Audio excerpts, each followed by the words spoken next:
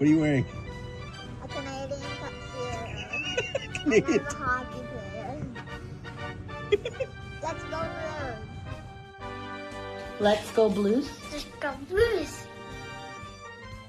To all you Blues fans, we're bleeding blue with you. Let's go Blues! Let's go Blues! Let's go Blues!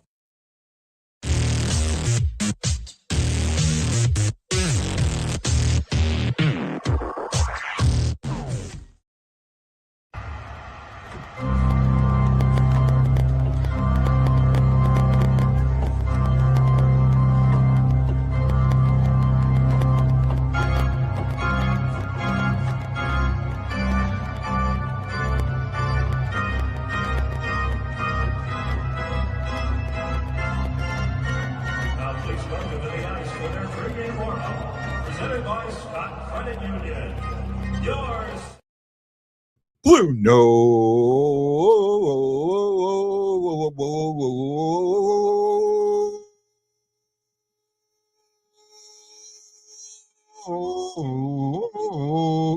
Fan report. Aloha, everybody. It is must-win Sunday. I am watching the game is on ESPN. There's no pregame. So we're your pregame. Yay! 3 of you get a pregame show. Yay! And they're doing this thing with ESPN with Inside Out. I have it on right now. It is just so I gotta say, I know they've done it with some other things. I'm not a super fan of it, but it is kind of cute, right? It is kind of cute, but neither here nor there. Blues take it on the Colorado Avalanche tonight. The Avalanche can sew up the West, right? I don't think they sew up I don't think they sew up the President's Trophy, but they can sew up the West with a regulation win tonight. They get 2 points. They got it. So they win. They sew up the West. For the Blues, it's pretty much must win. You have to win every single game. Plain and simple, right? Every loss compounds your chances of making the playoffs. Now, if you're one of those people that want this top end draft pick, right? I'll tell you right now, even if they make the playoffs and you're sitting with 2 picks at like 14, 15, and 17, you know, you got to pick it. You got to pick at 14. Let's say they do make the playoffs. If they make the playoffs, they'd have the 17 overall pick. Well, if Detroit doesn't, Detroit's going to have like the 14th or 15th, maybe even the 16th. Okay. Somewhere in there. So if you have those 2 picks, first of all, the last time Blues had 2 picks like that, they got Alexander Steen. Oh no, they got Jaden Schwartz and Vladimir Tarasenko. But you really could package them and move up. And I am not. I've talked to some people. And there's a thought process with Gavin McKenna that Gavin McKenna is going back to school, right? That he really wants to play for Pittsburgh. So he's going to kind of go back to school and try and maybe force a trade or something. Pittsburgh doesn't have anything I want. Hi, Cindy. How are you? Hope you feel better soon. Arnold. Iguido, Sister JJ. I see.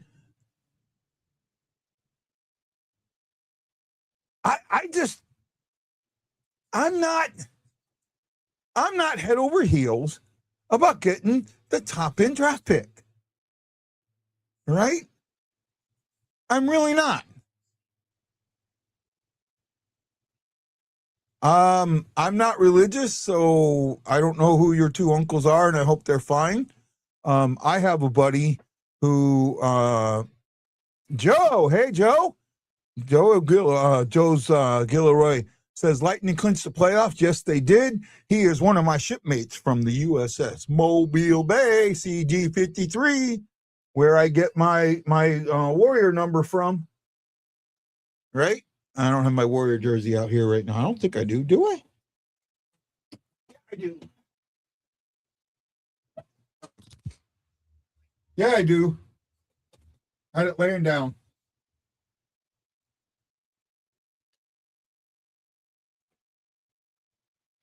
There we go.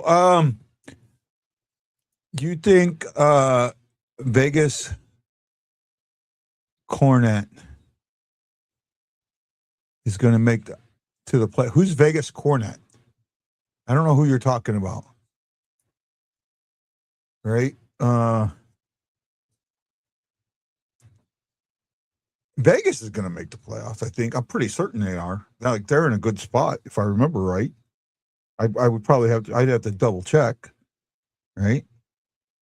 Because, I mean, right now the standings are changing, almost, they're changing with every game, basically.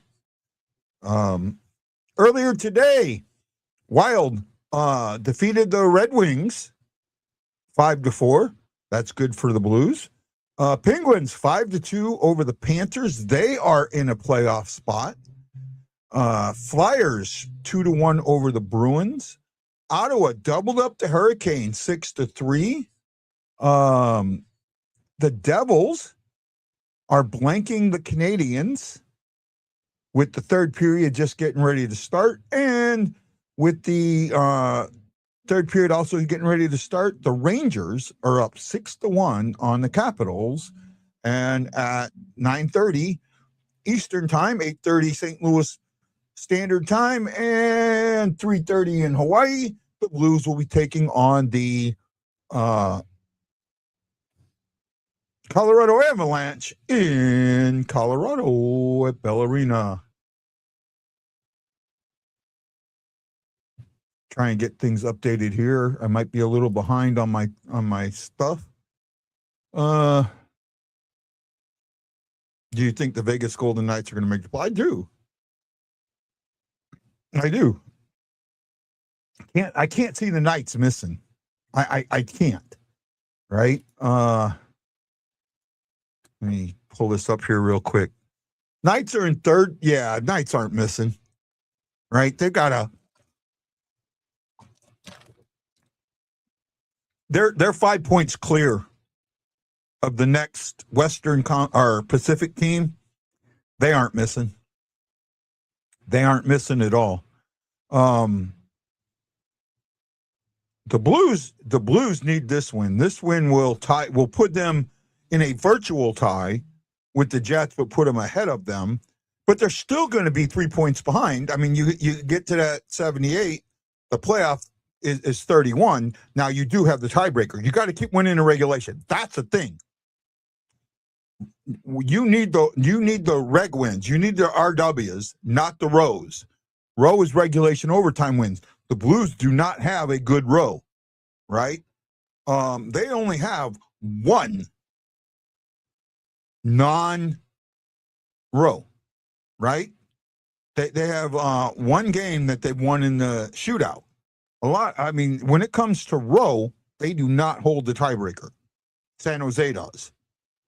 When it comes to regulation wins, the Blues hold the tiebreaker on everybody, and Justin has talked about that.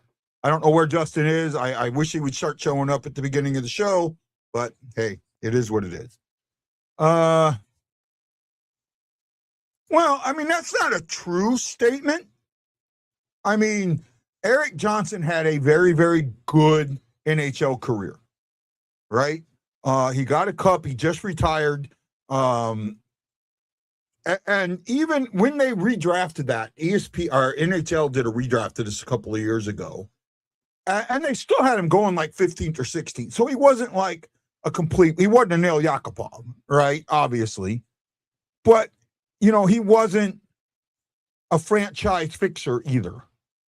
Right now, I forget what we got when we traded him for Colorado, but I know it wasn't like it wasn't a Ryan O'Reilly-esque trade. At least I don't think it was. Okay, I apologize. Sorry, man. I will see you soon. Could have messaged me. What was I talking about? Oh, with Eric Johnson. I'm going to look that up for you, E. I want to see something here real quick.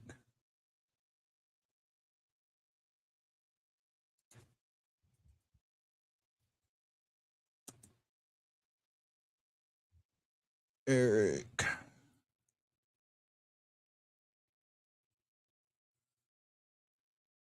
How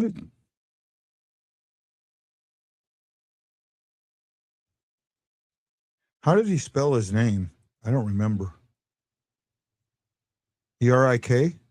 Was it E-R-I-K?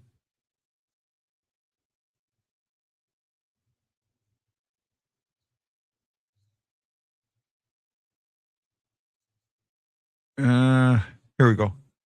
Yep. So he was the number 1 overall pick in the 2006 entry draft. We didn't play until 2008, right? When he played a full season at the age of 19.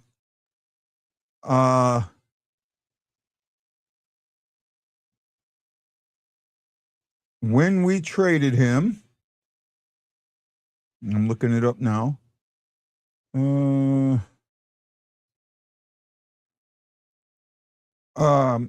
He was traded by St. Louis with first-round pick in 2011 and Jay McClement to Colorado for second-round draft pick in 2000. Ty Reddy, Kevin Shattenkirk, and Chris Stewart. Yeah, not. I mean, Shatty was a good. I mean, that's not a. We got burned on that one. We got burned on that one, right? Definitely got burned on that one.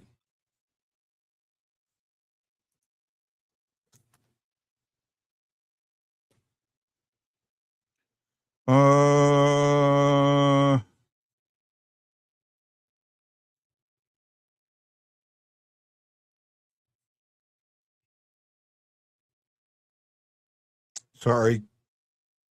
Checking on some things.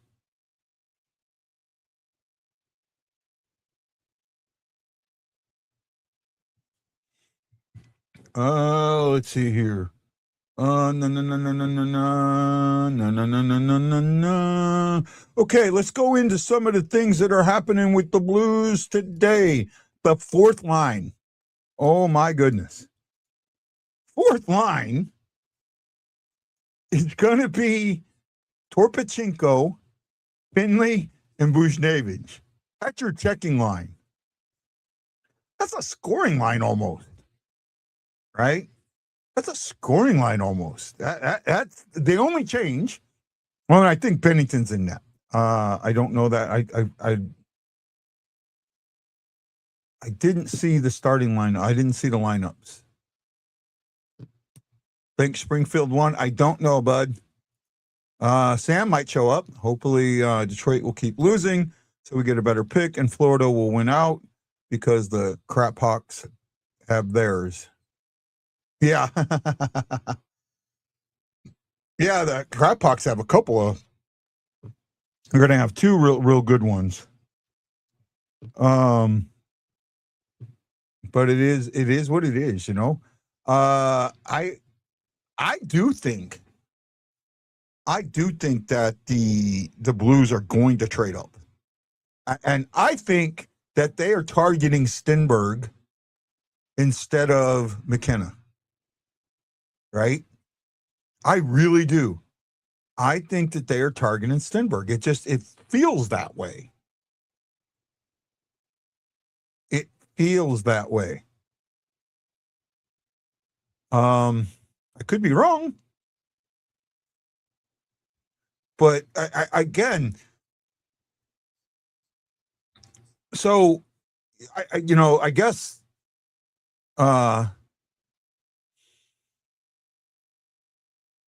Sorry. I guess Armstrong said he's going to be doing the draft, but you know that Steen is the one that scouted Dvorsky, Lindstein, Stenberg, right? Steen was the one that scouted all of those. And I'm thinking that he scouted the younger brother too.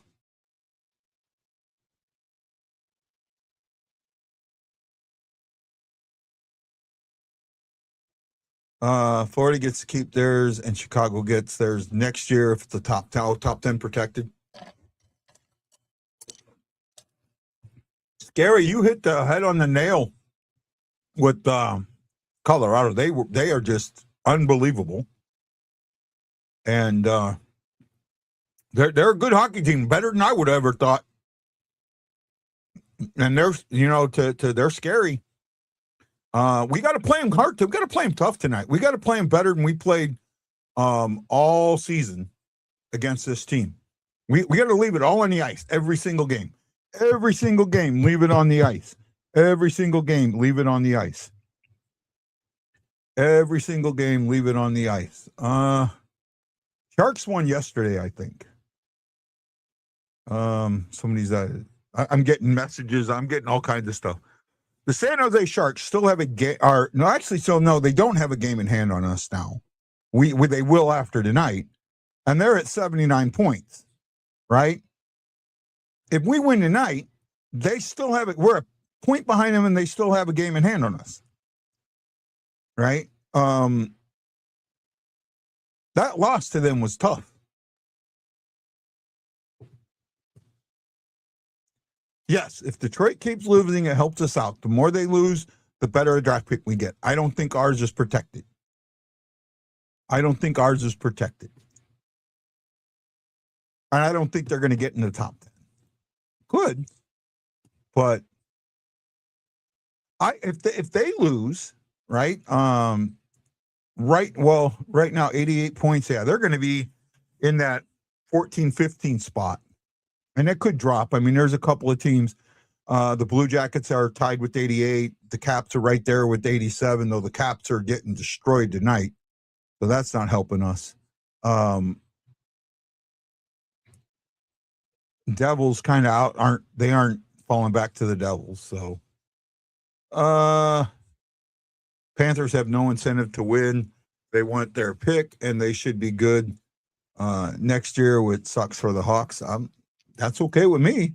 Sharks won, but it didn't matter who won that game. That's true. That is absolutely true. Whoever won it, because they head-to-head matchup, it was going to happen. We sweep the Avs. We can erase per what? Jason, get sober up, man. Come on, I got to make sure I can understand what you're saying. Erase our dumbass. Okay, now I see it. If we sweep the Avs, we can erase our dumbass loss to the Sharks. No, we can't, because there's still a game in hand. It helps, but it doesn't erase it, right? It doesn't erase it. That game in hand is huge. It's the reason the game in hand was the reason the Blues got in the playoffs last year.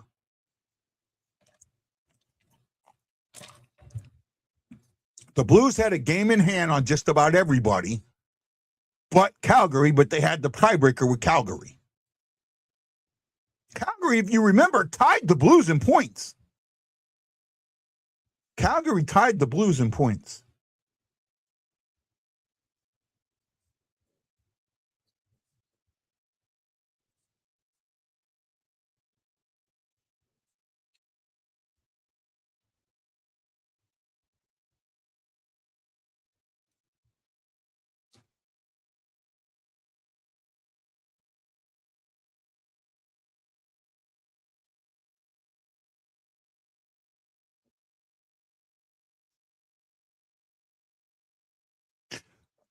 You know, Jason, that this is one of those situations where if you win, that's great. If you lose, that's good too. Right? 3 first-round picks, guys. This is the third time in history, and the last 2 times we did pretty well. And the Blues, again, I think their scouting department, for the most part, and I talked about this with Mike Myers. You go back and you take the draft all the way, the first-round picks all the way to Armstrong's time, and he's only got like 2 misses.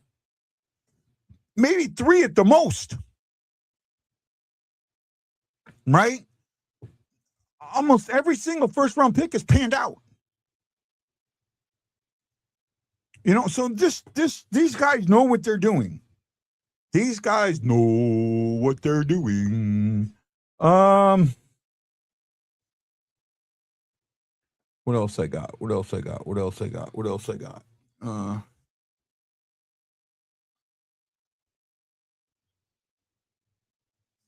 I was looking for something now. I can't remember what I was looking for.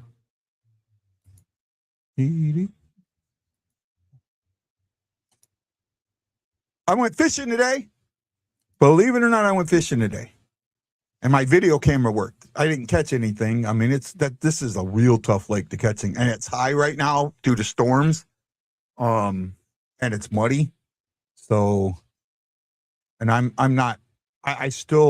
got to talk to Chris. What I plan on doing is probably going out tomorrow. And going out tomorrow also and trying to practice my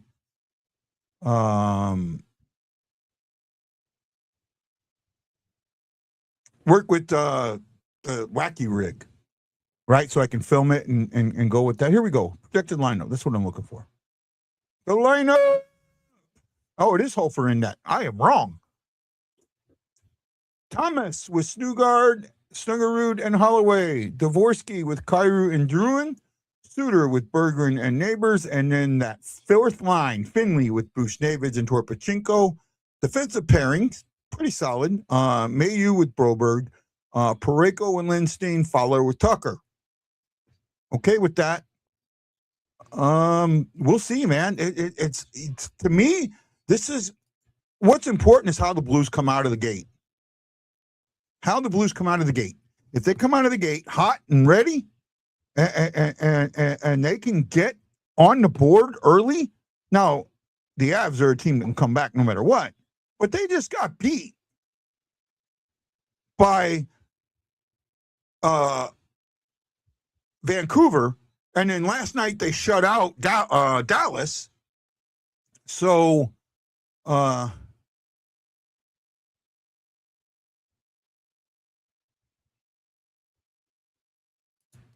I'll be out too, and if real much, I'm not caring about catching anything on the wacky. I'm caring about technique, just getting my technique, right? Trying to know when it's on the bottom and get it pulled up and get the technique down. So that's why I figured I got to make sure I don't know how to rig it up right. Tie the hook on. I think the hooks you got to take it in and do the loop and wrap it around and then come back to the loop to tie it.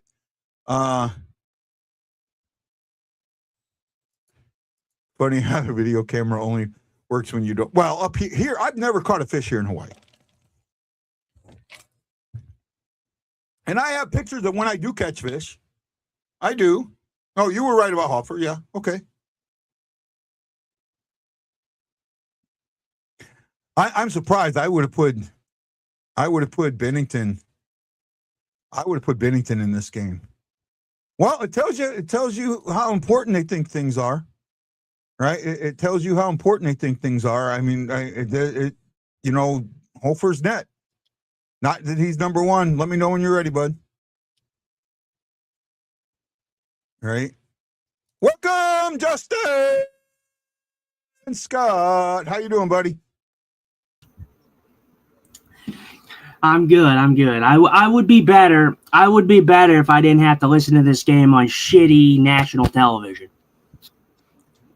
Yeah, it is what it is, man. You gotta. We'll deal with it and go with that. I mean, at least they're not doing the cartoon game. Oh, I don't care. I don't even care about that. I care about the narrative that will spin today. I don't know what it'll be, but we'll see. The narrative's going to be all about Colorado clinching the West. Absolutely. Well, I mean, yeah, absolutely. Yeah.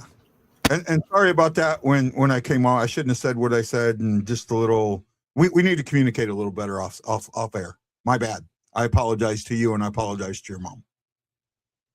I'm saying that on air, right? But what do you think about the fourth line? I talked about it in the preview and predictions.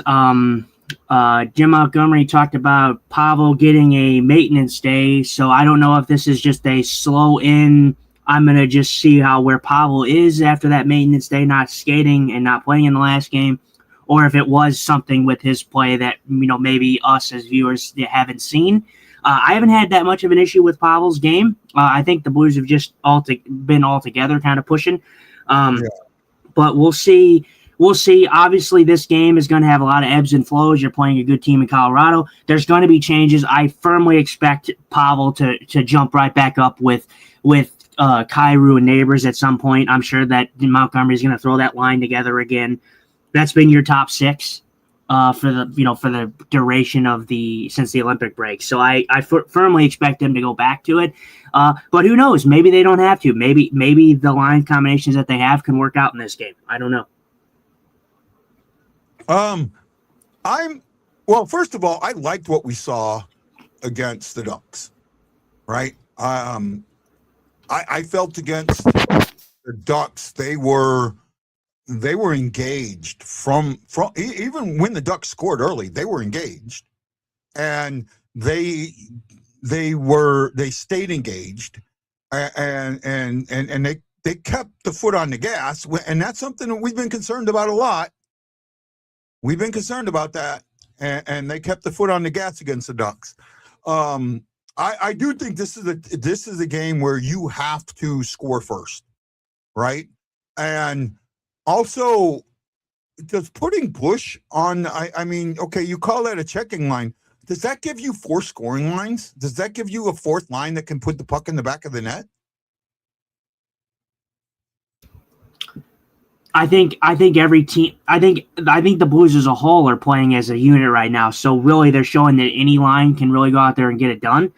Obviously, you're going to have some lines that score more than others, but obviously, you're not going to expect a lot of scoring from Torchenko, Bush, and who else is it? Finley. So you're probably not going to expect too much scoring from that one, but. I'll be honest, I like it a little bit better than I like it with Oscar Sundqvist. I love Oscar Sundqvist, but like I said, his position on this team is almost inevitable that he's not going to be with this team much longer. There's too many players on this team that are above Sundqvist and where he needs to be. And Sundqvist, he like I said, he's a fan favorite. He's a locker room guy. That's the only reason you keep him around. But when you have a better option on your roster, you're gonna take them over Sundqvist. Yeah, so I agree with you. I agree. There are only 4 guys left on this roster from the 2019 Cup win. After this season, it'll be 3, and it could be 2. Yep. Right? Yep. Sonny, Parayko, Bennington, Thomas. Yeah. I still don't think that you trade Thomas in the offseason, or not Thomas, Bennington in the offseason, right?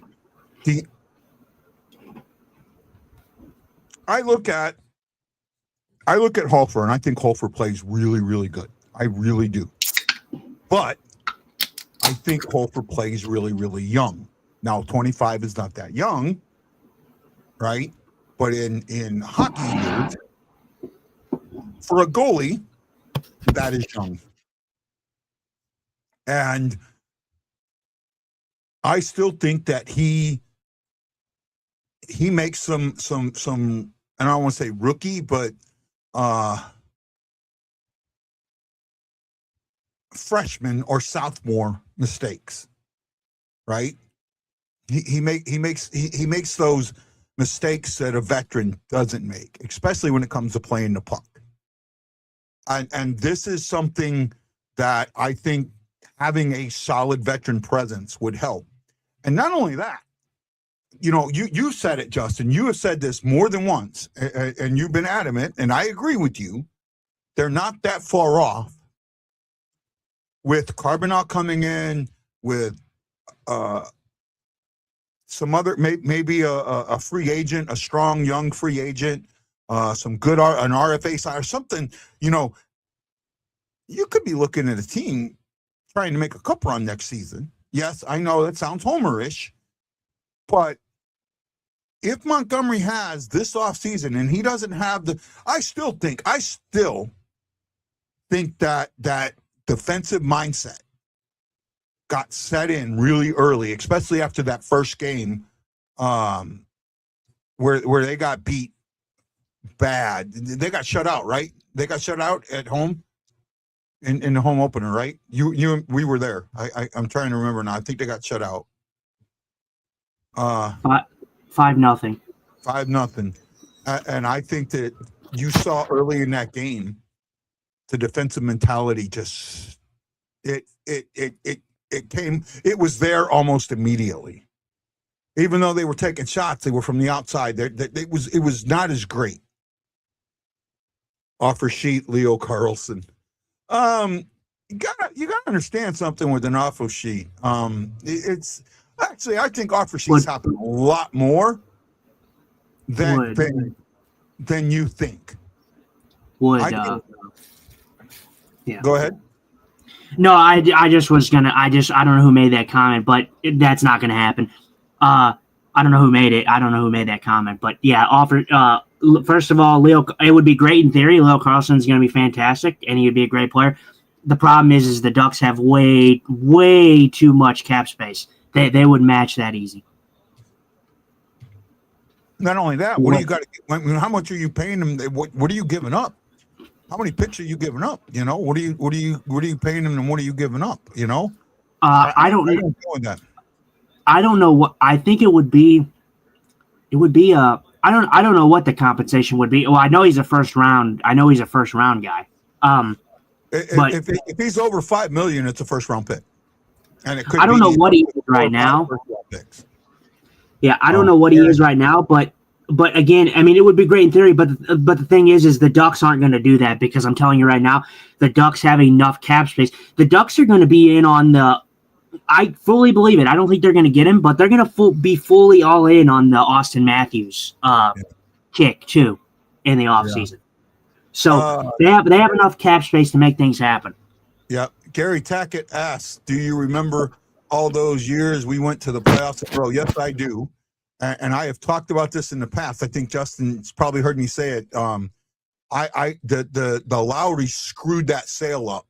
The guy that they hired had no understanding of hockey and how important that streak was and what that streak could have done for incoming owners and selling the team, and that was stupid.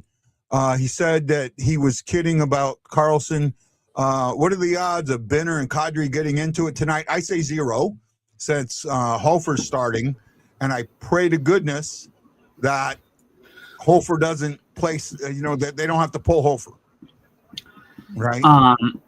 No, there's none in my opinion. And first of all, it's not going to matter. I was actually under the impression that I actually thought the Blues would actually start Bennington for the road game and then put Hofer in for the home game. But they didn't do that. I'm okay with that. I understand why they would maybe want to go with Bennington for the home game because that's where they're going to go.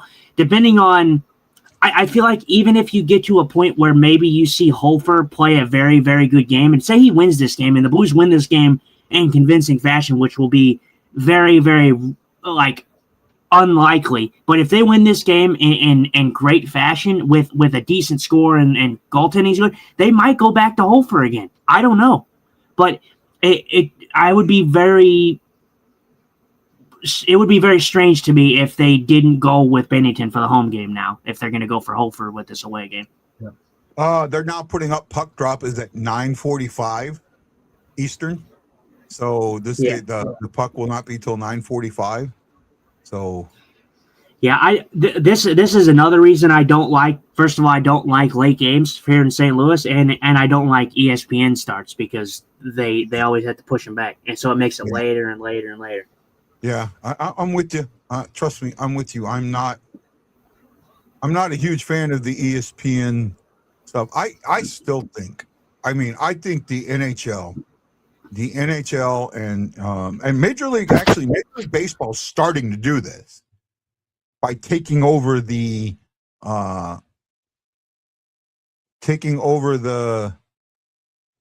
TV, right? Because I think in the long run,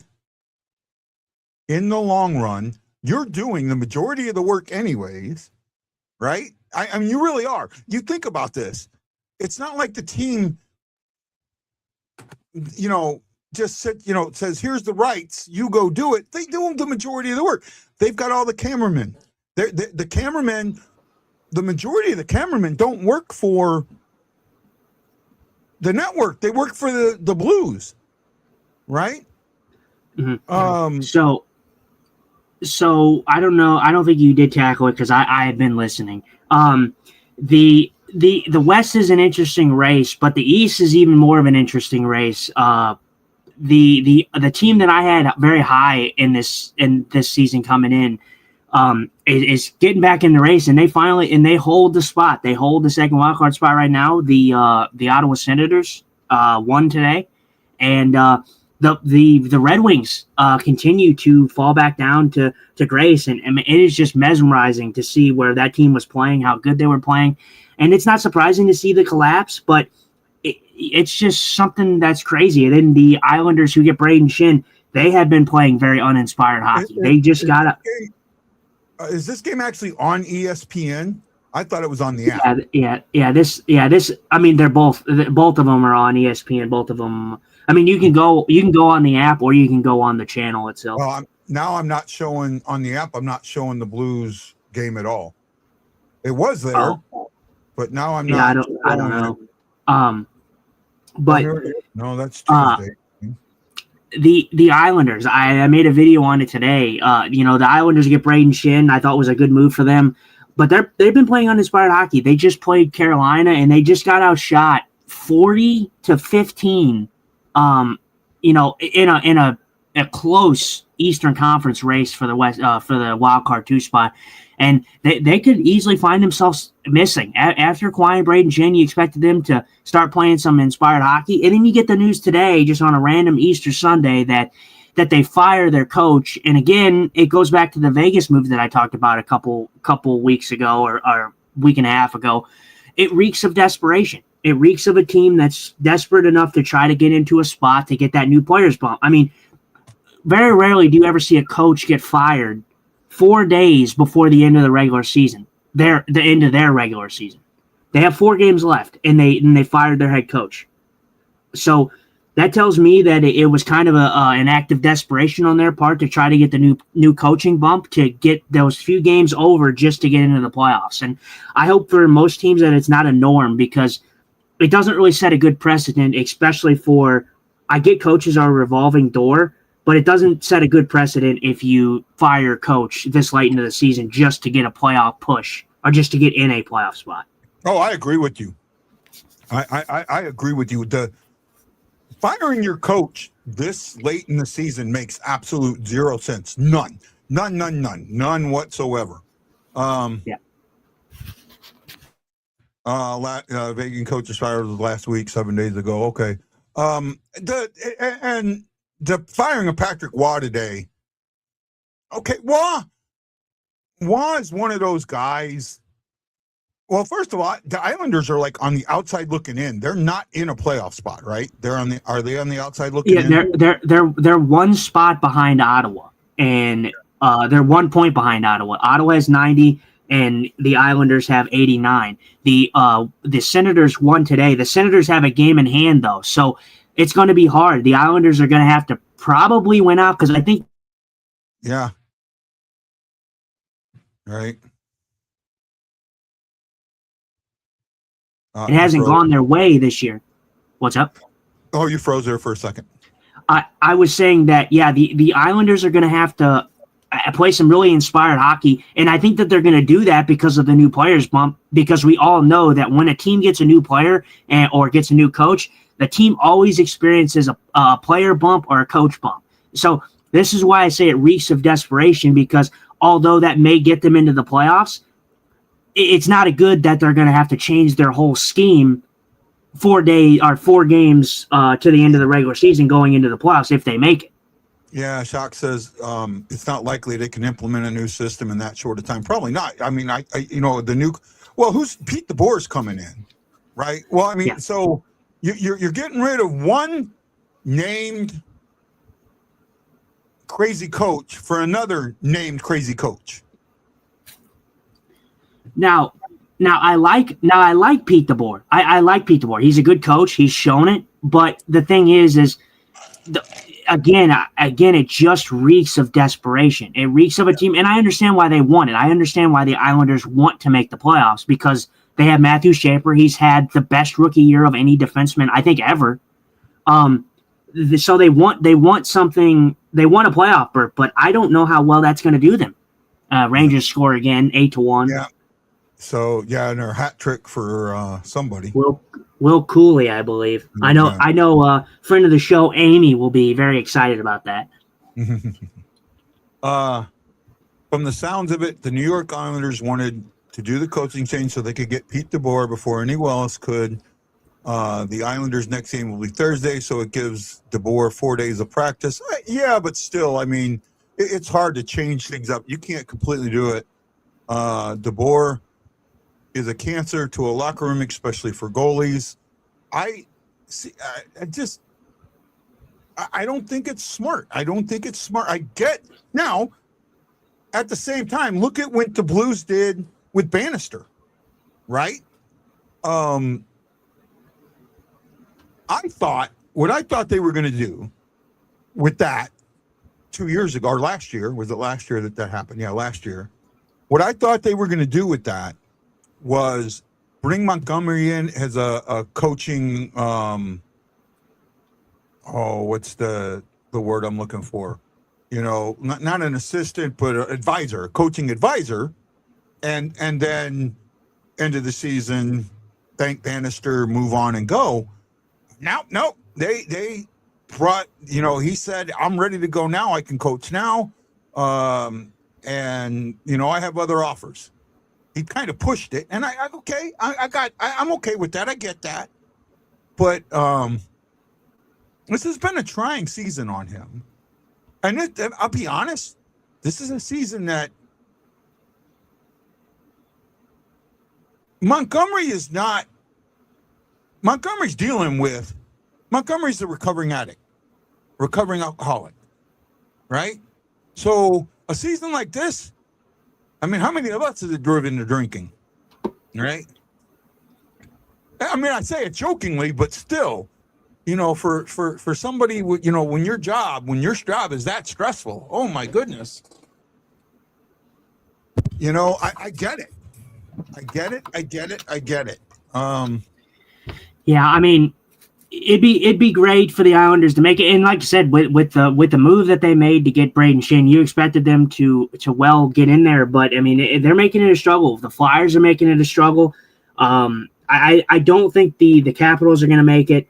But I mean, the team that I expected to be in it, which was the Senators, and I thought that they were going to be very, very high up on, in the season. They didn't get the season start that they wanted, but they're finally getting into that spot. And I fully expected it after, how good of a team that they actually are, and, actually sniffing the playoffs for the first time. They're hungry to get back into the playoffs again. Brady Tkachuk's hungry to get back into the playoffs again. Yeah. So Brady wants a cup. Brady wants a cup. I mean, sibling rivalry there. Right? Columbus on the other hand too. Columbus has collapsed. I don't know what kind of hockey they've been playing, because it hasn't been very good hockey. They're on the outside looking in as well. So yeah, I was pushing for Columbus. It's going to be a fight in both divisions. It's going to go down to the last game of the season. There is no ands, ifs, or buts in my mind about this going down to the last game of the season. Yep. So Right. I mean, we had a couple things. We had obviously we had Buffalo clinching. That was yesterday. Yeah. We didn't have a show yesterday, but they did clinch. Montreal clinched. Yep. So that's They- two teams in okay. there that are very cool to see clinch there. But yeah, the rest of it's going to be coming down to the wire, and it's definitely going to come down to the last game.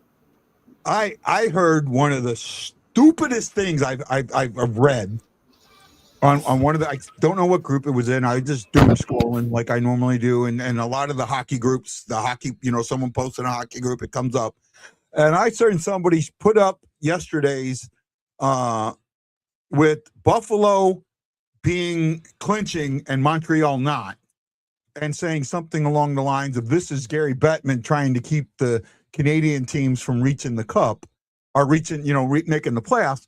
And I'm going, dum. It's regulation wins. Or it's the tiebreaker. They don't have the tiebreaker over the teams behind them. And by the way, yeah, they were talking about these two. They're showing the stats for these two. It's crazy to think that with the 2 seasons that both teams have had, Colorado's been great this year.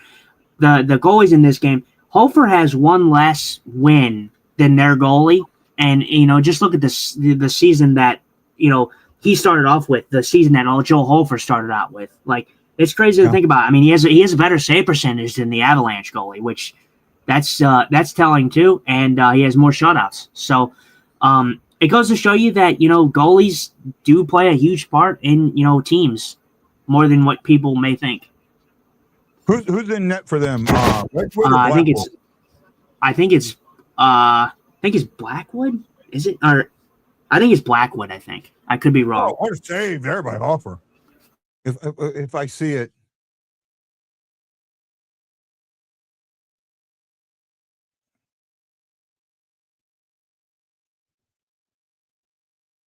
Okay, so they got Blackwood in. Blackwood has played 35 games. He's 21, 9-1 with a 257 and an 899. Hofer has played 41 games. He's 20, 12 and 5 with a 258 and a 910.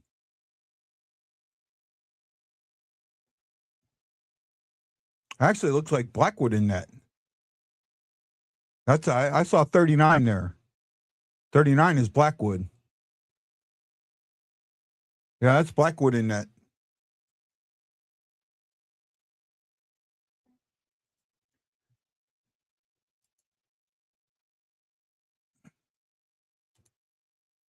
I think this Bushnevich being on the 4th line is, I think it gives you a scoring threat.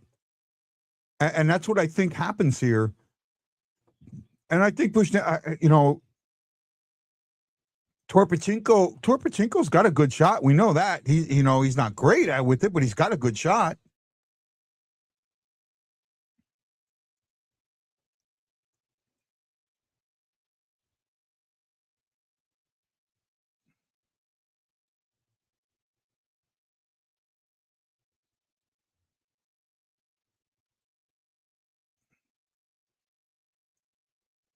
Kyrie right there and had to dump it in.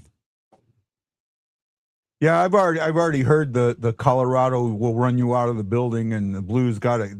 Blues can't let them do that. Obviously, it's going to be how great Colorado is and how bad the Blues are, and I do get it in some aspects, right? But I've never heard ESPN really give the Blues any credit whatsoever. They don't give St. Louis credit. Period. Right. That's why I don't. I don't need them to glaze the Blues, but I don't need your garbage ass narratives about, oh, look at Colorado, oh, look at Edmonton, look at Connor McDavid, look at Nathan McKinnon. Yes, we know that they're good. You don't need to tell me 15,000 times on the broadcast how good these guys are. I know it. I can see it with my own 2 freaking eyes. I don't need you to tell me about it. Think about that. This is what I don't remember every team that won in 2019 that won the championship, right? Of all the teams. But the Blues probably had the best story of any team, of any of the teams that won a championship in 2019. How does the Blues not become the SB team of the year? Right? I mean, that's just, it's one of those, it's like, yeah, I know it's kind of a bullshit award and all of that. And well, most of the SBs are bullshit awards anyways, but come on, show some love to this team. Well, I don't care what anyone says. The Blues' story in 2019, and like I said, it's going to come off as a homer remark. First of all, the Blues have the best story in the Cup history in the last 20 years. I don't care what anyone says. They have the best story of any team who has won the Cup in the allotted time. Obviously, there's some good stories out there. The Blues going from, with every storyline that they've had, they were such a bad team in the first half, brought it on. You had the Layla thing. You had so many storylines that made the Blues winning the Cup so much of a big story. And I get it. It sounds like a homer thing. I guess the next closest thing would be Ovechkin winning the Cup, which was the year before. But even that, Ovechkin, I know he's a good player. I know that he deserved a Cup in his career. But just with everything that happened, I think the Blues hold the best story. And especially from the 2000s to current day, I think they hold the best story of the Cup. I think they're up there. There might be one that I think might beat it a little bit, not by much, but it's got to be one of the Kings runs where they won the Cup from the 8th seed. Just sneaking into the playoffs and beating all and that's when they reseeded. So they beat the best team left in each round, right? But you're right. It's a hell of a story, and I agree with that. It's a hell of a story, and it may be the best, if not, it may be one of the best, if not the best. And the Ovechkin one's pretty good. Now remember that one, they started down 0-2. They were down 0-2, and then came back. Oh, Druin! Oh, did you see that? Oh my goodness.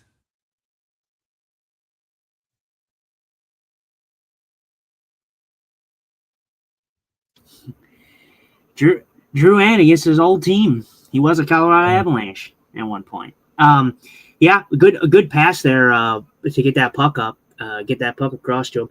Nathan McKinnon doing Nathan McKinnon things on a young Theo Lindstein. This is where the Colorado Avalanche are going to take advantage, just because of the fact that the Blues are a younger team. You're going to see Nathan McKinnon out. Nathan McKinnon's not going to take. He's going to try to avoid taking shifts against the Brobergs, the Parekos. I mean, Pareko was out there, but he's gonna try to. They're gonna try to take advantage of putting him out there against the younger guys. The Theo Lindsteins, the Tyler Tuckers. I'll give you credit for this. You called it, man. If the Yankees would have won the 2001 World Series, that would have been the best championship story. I wasn't even thinking just overall champion. I was thinking the NHL, but yeah, that's probably, for me, that's probably one of the best World Series ever, right? With everything that went down with that's just one of the best World Series ever. Well, and I want you to pay attention to my word, because I didn't say best sports story. I just said best in hockey, the cup winning. That's a bold statement. It makes me sound like a homer, and that's why I said that from the 2000s to now would be, I think the Blues hold the best story. And the reason I said that is because everything past that I wasn't alive for, so I can't give you my personal opinion on that. Yeah. No, and I'm with you. I get it, man. I get it. And Chris just brought that up. I'm just reading the comment. Blues are tied best in the NHL since the Olympic break with points percentage at 7.5. Let's hope they can keep that going. They definitely. Oh, here we go.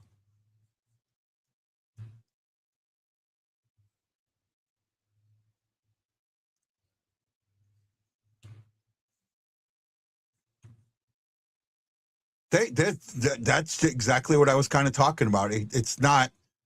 It gives you a scoring threat, not a scoring line, but it gives a scoring threat. That was some wide open play there, and just missed. That was a threat.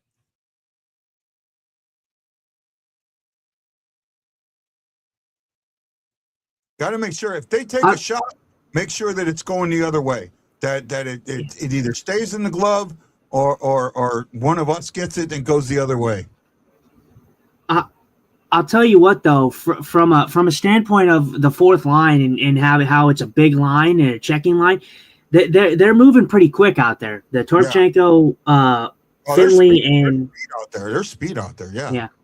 They're definitely getting with the speed. That's for sure. So that's good to see. They're playing. See, and that's kind of the thing. Like Torchenko's kind of sneaky fast. They're kind of all of them are. They're more. The thing that the Blues do well is the Blues have never really been a fast team, like a physically fast team. They're a team that plays fast. Yeah. There's a difference between being physically fast and playing fast. The Blues play fast. That's the thing that's gonna start changing. They're gonna start going from playing fast to being physically fast, right? With all these younger guys coming up, I mean, you've got fast guys on this team now, and Of all the guys that we got, the newer guys, the youngsters, right? The 24s and under, 25 and unders, 24 and unders, however you want to look at it. I can only think of one that's not like fleet-footed, that's not got a lot of speed. And maybe I'm wrong. Maybe he's got sneaky speed, but he doesn't seem to be like lights out speed, and that's Neighbors. Right? Everything else. I know Dvorsky's got speed. I know Lindstein's got shit. That might get called back though. Nah. Yeah, that was that guy popped out of the air. I didn't even see what happened there. That was pretty bad.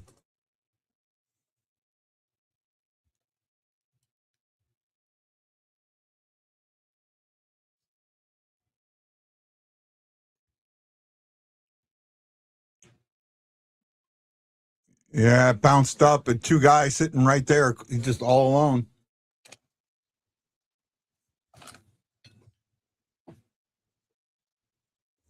Hey, Bob Martin, haven't seen you in a while. Missed you, buddy. I'll tell you what, the high sticky's not there, but the offsides. I think it's offsides. When I saw this initially, I think that this is offsides because I think Ross Golden gets in the zone way early. That would be my guess, and I'm behind you. I think that this is offsides. Yeah. He's offsides. Absolutely offsides. When I saw this in real time, I said, "Hey, you know what? I know that they scored because I heard you, and you're like fucking 10 seconds ahead of me." But I said that that's offsides. Yeah, that's definitely offsides. I'm watching it on cable TV. I can't do anything about it. No, you're good. I'm just throwing it out there that I knew that they scored because I heard it 15 seconds before it even happened. So, Sorry. This was offsides. They should challenge this.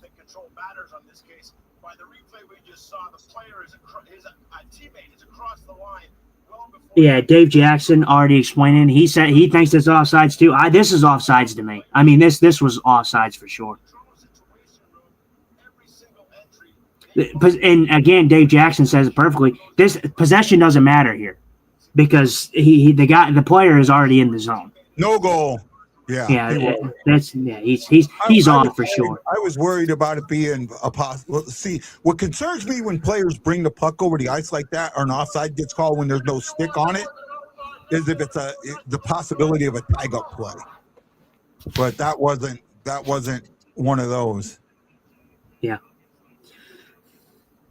You know what? I'll tell you what. I can get behind it, man. Montgomery growing the goatee, dude. I like it. I like it. I was going to say, Montgomery's got one of me going on, don't he? He's got the gray down here and the darker in the top. I like that. I'm going, hey, that looks like me there. And I think Monty's like close to my age. Yeah. This one was kind of crazy. For me, what's kind of crazy is in real time, I didn't even have to look at the replay. Oh, come on. And, Now Colorado's mad. They tripped our player, and you're mad. Oh, now that's going to get called. Suter's getting called there. Nope. Wow, I thought Suter was getting called for a trip there.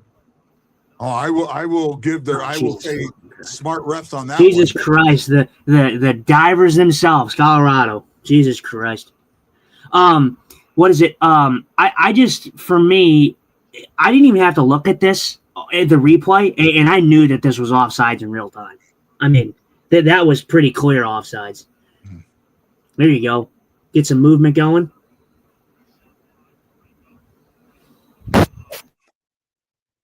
When I thought it was getting called back, I thought it might have been a goaltender interference. I didn't think it was a high stick, but.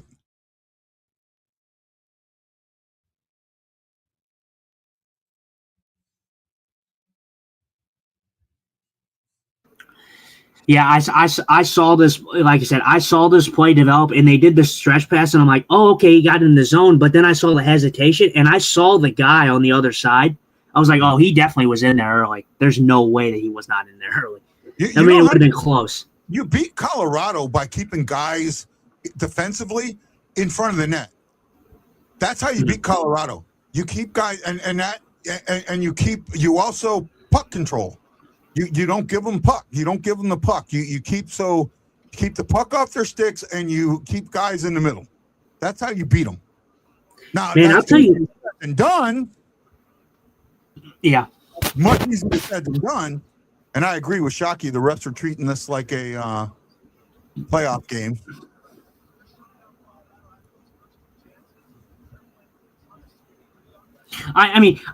Listen. I don't ever listen to Colorado thank God that I don't have to. I think national announcers are poor and stuff, and I don't really like listening to them. But thank God we don't have to listen to Colorado's feed, because if you've ever listened to Colorado's announcers, they are. I mean, you want to talk about homers? Holy shit, these guys are the biggest homers I've ever seen. It's nuts. I don't know who does the play-by-play and stuff for them, but they are the biggest homers I've ever heard.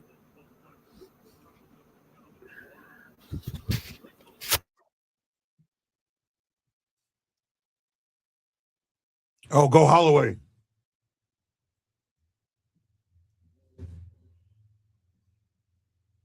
Oh, puck's loose. Wow.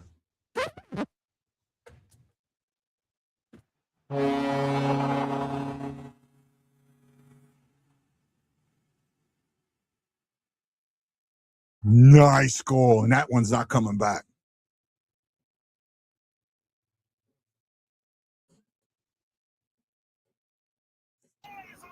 Man, I'll be honest. That man, what a shot by Thomas! But that good setup there by Snow. I'm telling you, man. This first of all, this all starts off with a a dirty deke Holloway. By Dylan Holloway in the zone to get in here. But holy moly, what a move by Dylan Holloway! When he shot this puck, I never see Robert Thomas take a one-time. We're offsides. We're offside. Okay. Well, look, dude. No, challenge it. I'll be honest. I haven't seen it yet.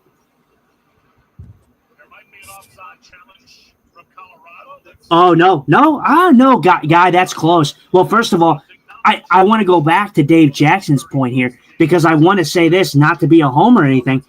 This goes along with possession. You know how many times that we've seen, oh, well, it's not offsides because the player had possession? The Blues had possession of that puck. So Colorado would have probably lost that challenge because the Blues have possession of that puck, clear possession. Well, it's the other player that's offside, not the player that has the puck. I understand that, but Guy, I want you to take note of offsides in the league before. They have called things on sides before. And if you listen to Dave Jackson, when he was talking about possession, they have called offsides on possession before. So they said, oh, well, that's not offsides because the player had control of the puck, which has happened before. But this offsides would have been a lot closer of a challenge than the Blues one was. Yeah. This Well, one was closer than the Colorado one. This was the skate on or off the ice because they changed the rule. Last season, the skate had to be on the ice. This season, the skate didn't have to be on the ice. So that's why that one's really close. I thought just looking at it at first that it was going to be offsides, but they didn't challenge it would have been. It would have been close, but like I said, if you look at the Colorado one, they got called back, and then you look at the Blues one. The Blues one was a lot closer. I mean, that was a lot closer. The Colorado one was way offsides. That one was way offsides. This one was pretty close. So I don't think Colorado wants to take a chance of going on the penalty kill, to be honest. Yeah. Good goal. I'll be honest. Robert Thomas. I know that they were on the ice, but Robert Thomas rarely takes one-timers. So when he took a one-timer, I thought that was somebody else. To be honest, because I never see him slap shot the puck ever. I thought it was Snuggerud. Right, because I heard him say Snuggerud on, but it was just the pass from Snuggerud. For me, I knew it wasn't Snuggerud because Snuggerud has like a unique shot. It looked like a Thomas shot, but the thing is Thomas never takes one timers. He never winds up for a slap shot. So I could have thought like, oh, maybe it was like Kyrou or something like that, because Snuggerud's shot he has a very unique release to his shots. Like he's very quick. That was like a really hesitation kind of Eric Johnson. Yeah, we were talking about him at the beginning of the show.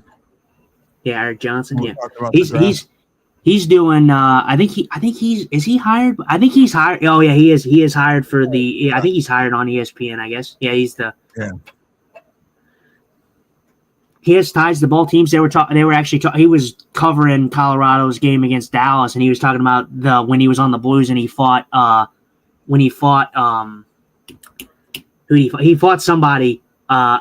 He's talking about Jamie Benn. He was talking about the fight with Jamie Benn where Jamie Benn knocked the piss out of him when he was on St. Louis. Yeah. But yeah, no, it's Eric Johnson, he obviously had himself a career mostly outside of St. Louis. He had his career here, but he didn't live up to the first round overall pick that we wanted him to. I mean, he definitely was not the choice that the Blues should have went with. Not calling trips. They are not calling trips. Be aware of that. I've seen 4 legitimate trips, 2 on each side, that have not been called. So if a trip gets called, it's going to have to be like a player taken off, it's going to have to be a player on a breakaway for a trip to get called. Shots are 6-3 in favor of the Blues.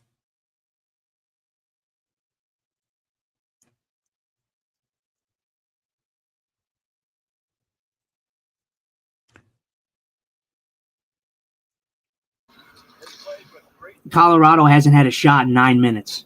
Yeah. Well, yes and no. They have had a shot. It just didn't count. It says 0 shots since. Yeah. Well, still, but we're not calling apples and apples here, bud. We're just saying shots. Yes, they've clearly had attempts, but they have not had a shot on net since 16 minutes. It didn't count. That was a shot that didn't count. Actually, it was 2 shots that didn't count.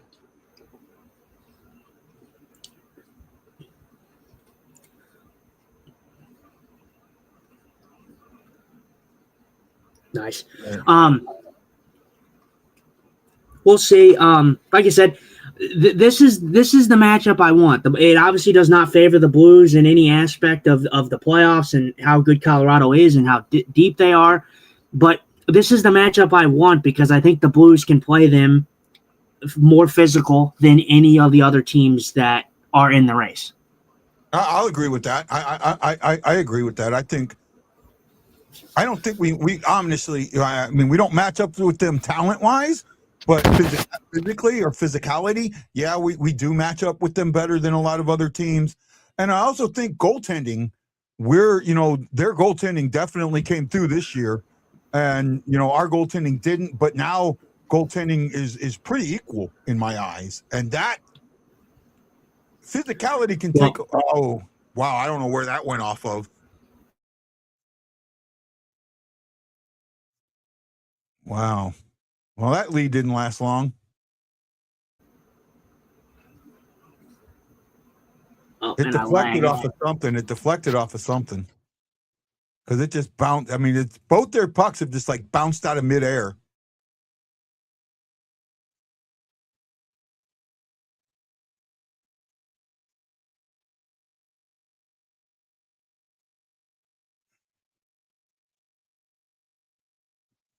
I hit Kelly.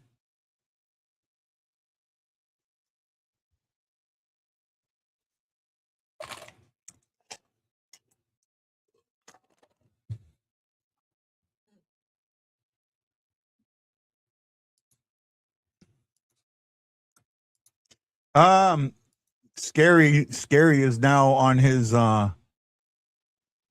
Avalanche soapbox, and I think that for him, this may be like a lightning in the bottle season. This may be his best season.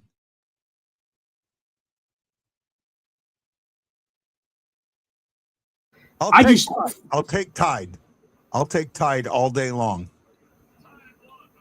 For me, I guess if you're a Blues fan, Scary, which I think I think you've said that you are a Blues fan, but for me, out of all the teams that you could really back up and really just have so much fandom for, why the Avalanche? Because he lives in Colorado. Okay, I guess that makes sense, but even then, though, if I'm a Blues fan, even if I was to live in Colorado, I still wouldn't be an Avs fan. I don't think he's an Avs fan. I just think because he lives there that it's around them all the time. So that's kind of why he gets it from. We had one of his bandmates on not too long ago, and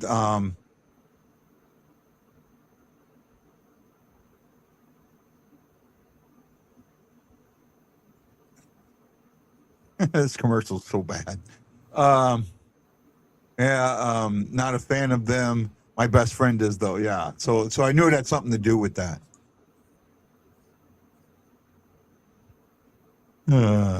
What a commercial.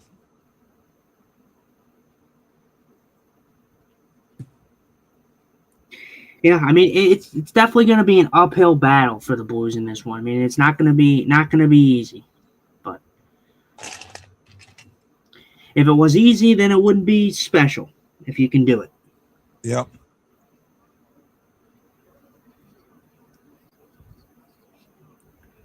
Eric Johnson interviewing Colton Parayko.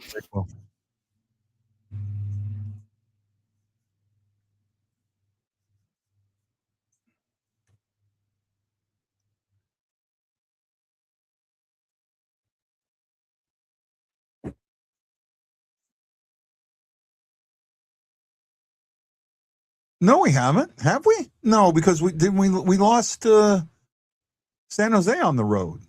That was just recently. These guys. 5 in a row away from St. Louis. No, we just lost. Yeah, see that kind of goes to show you how much they actually pay attention. Yeah, no, the Blues lost to San Jose and they lost to LA. Yeah. So, yeah, no, yeah. I mean, if you want to talk about like, should they deserve a better? Should they have deserved a better fate? Yeah, the San Jose one for sure. I thought the San Jose one, San Jose played prevent defense that whole third period. They should have lost that game. Hofer with a bad goal led up in that one, but the LA game was a hit or miss. Chris Shockey says when Sakic, Foote, and Roy Raw was there, I was an Avs fan, but not since Moron did what he did with the Rams. I hate the Avs. Yeah, that dude, I can't even think of his name now. He owns the Rams and the Rams and the Avalanche. I think he owns like one other team. He owns a soccer team too.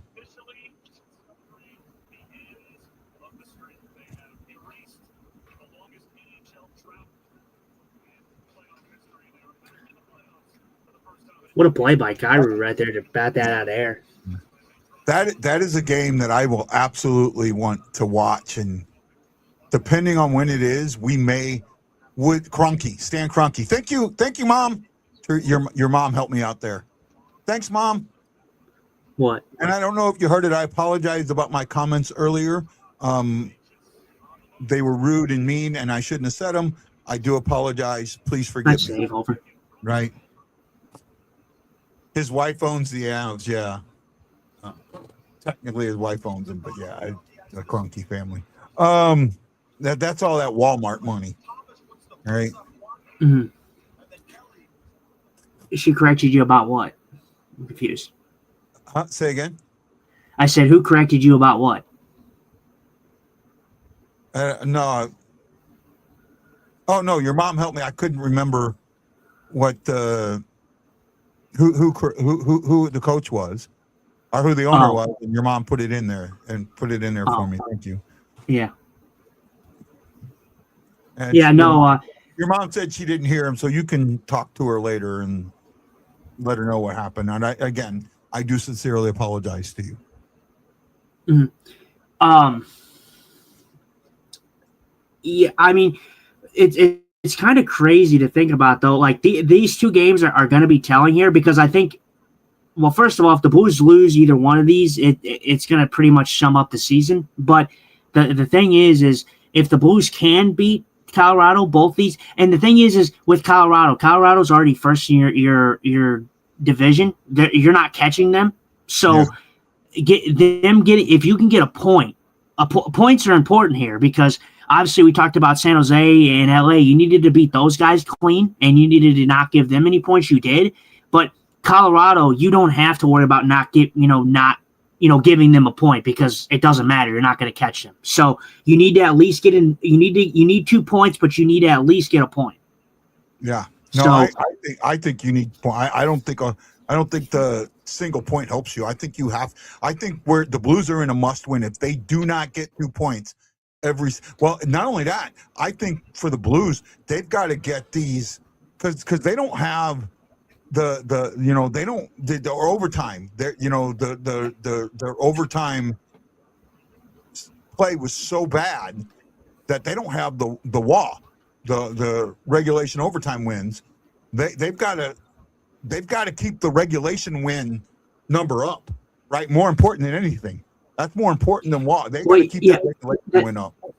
Yeah, that's fine. And again, I'm just stating for the fact of the matter that you want 2 points. Yes, from this point on, you want 2 points. In any instance, don't ever think that I'm not asking for 2 points. I want 2 points. Yeah. But I'm saying that the Blues, if anything, need to at least get a point, because you're not catching Colorado. So them giving them a point doesn't matter. So you want 2 points, of course. But again... Now, so I thought you were talking about the Blues just getting 1 point. No, the Blues have to get 2. The Blues have to get 2. I am completely under the understanding that the Blues have to get 2, but I'm saying they can get 2 in regulation. They can get 2 in overtime. They can get 2 in a shootout. I don't care how they get to 2 points. But if Colorado gets a point, I don't care, because if you're getting to 2 points, it doesn't matter if Colorado gets a point, because you're not catching them. So. That's what I'm thinking. That's what I'm saying. Yeah, I misheard. That's what I'm saying. I misheard you. Yeah. From this point on, you need 2 points in every game that you play. Yeah. Must win. I put that in the teasers today. Must win. Yeah. Right. Must win. I said must win. Oh, what did I forget how I said it.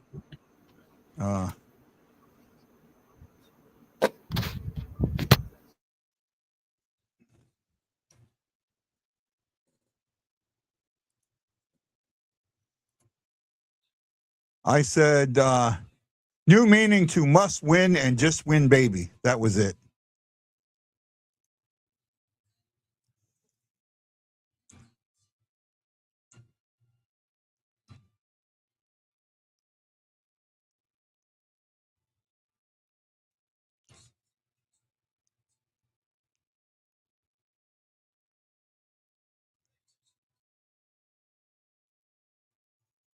I don't think there's desperation on the Blue. Well, I mean, you could say desperation in a couple of different ways, but the way he said it, it sounded bad.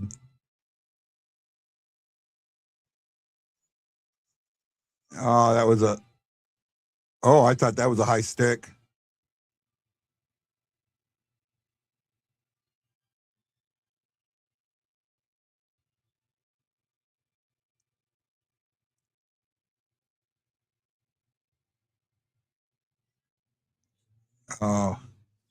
They're keeping the pressure on him. They're out shooting him 9-7. I give credit. That's hard to do, to outshoot Colorado. I was talking. I was saying that the Blues are not playing a bad first period. They're playing a pretty good first period. They're getting their shots, and their goalie's made some saves, but it doesn't seem like he's completely set. So if you continue to put shots on that, you might catch him sleeping. Yeah. Oh, that good defensive play there by Colorado. Suter was right there. Suter was right there. Oh, I haven't seen it yet. Neighbors. There we go. Yeah, Suter was right there. I'm telling you, they're finding their spot because Colorado, again, this is where you're going to take advantage of Colorado. Colorado is a very good, potent offense, but this is where you're going to take advantage of Colorado, and it's the defensive ability. They're a decent defensive team, of course, but they're nothing to write home about. You can definitely take advantage of them on the defensive side of things. Yeah. We're going in the box. I figured that they were going to start calling something eventually. You could have called them both there, to be honest. But it's Nathan MacKinnon, so you're gonna get the superstar call. Yeah. He pulls his stick. He throws. Yeah. Yeah.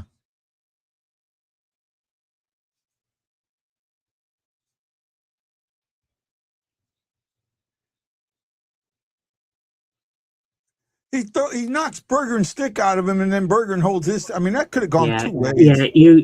You should have called both. It should be 4-on-4. But again, like I said, you're talking about Bergeron and you're talking about Nathan MacKinnon. I mean, because Nathan MacKinnon reaches in just as well as Bergeron does. So they both should have gone. And like I said, superstar call. So the superstar is going to get the call in this. We've talked about that. We've talked about that. Till we were. And again, I don't. Well, and again, I still don't. I understand it. I don't agree with it because he committed an infraction as well, so he should have been penalized for it too. Well, but before we go over the stats of this, I need to take a quick break. I need to grab a drink and use the restroom real quick. Can you handle it for a moment? Yeah, I'll wait. I'll wait for you to do the stats and stuff. Okay, thank you.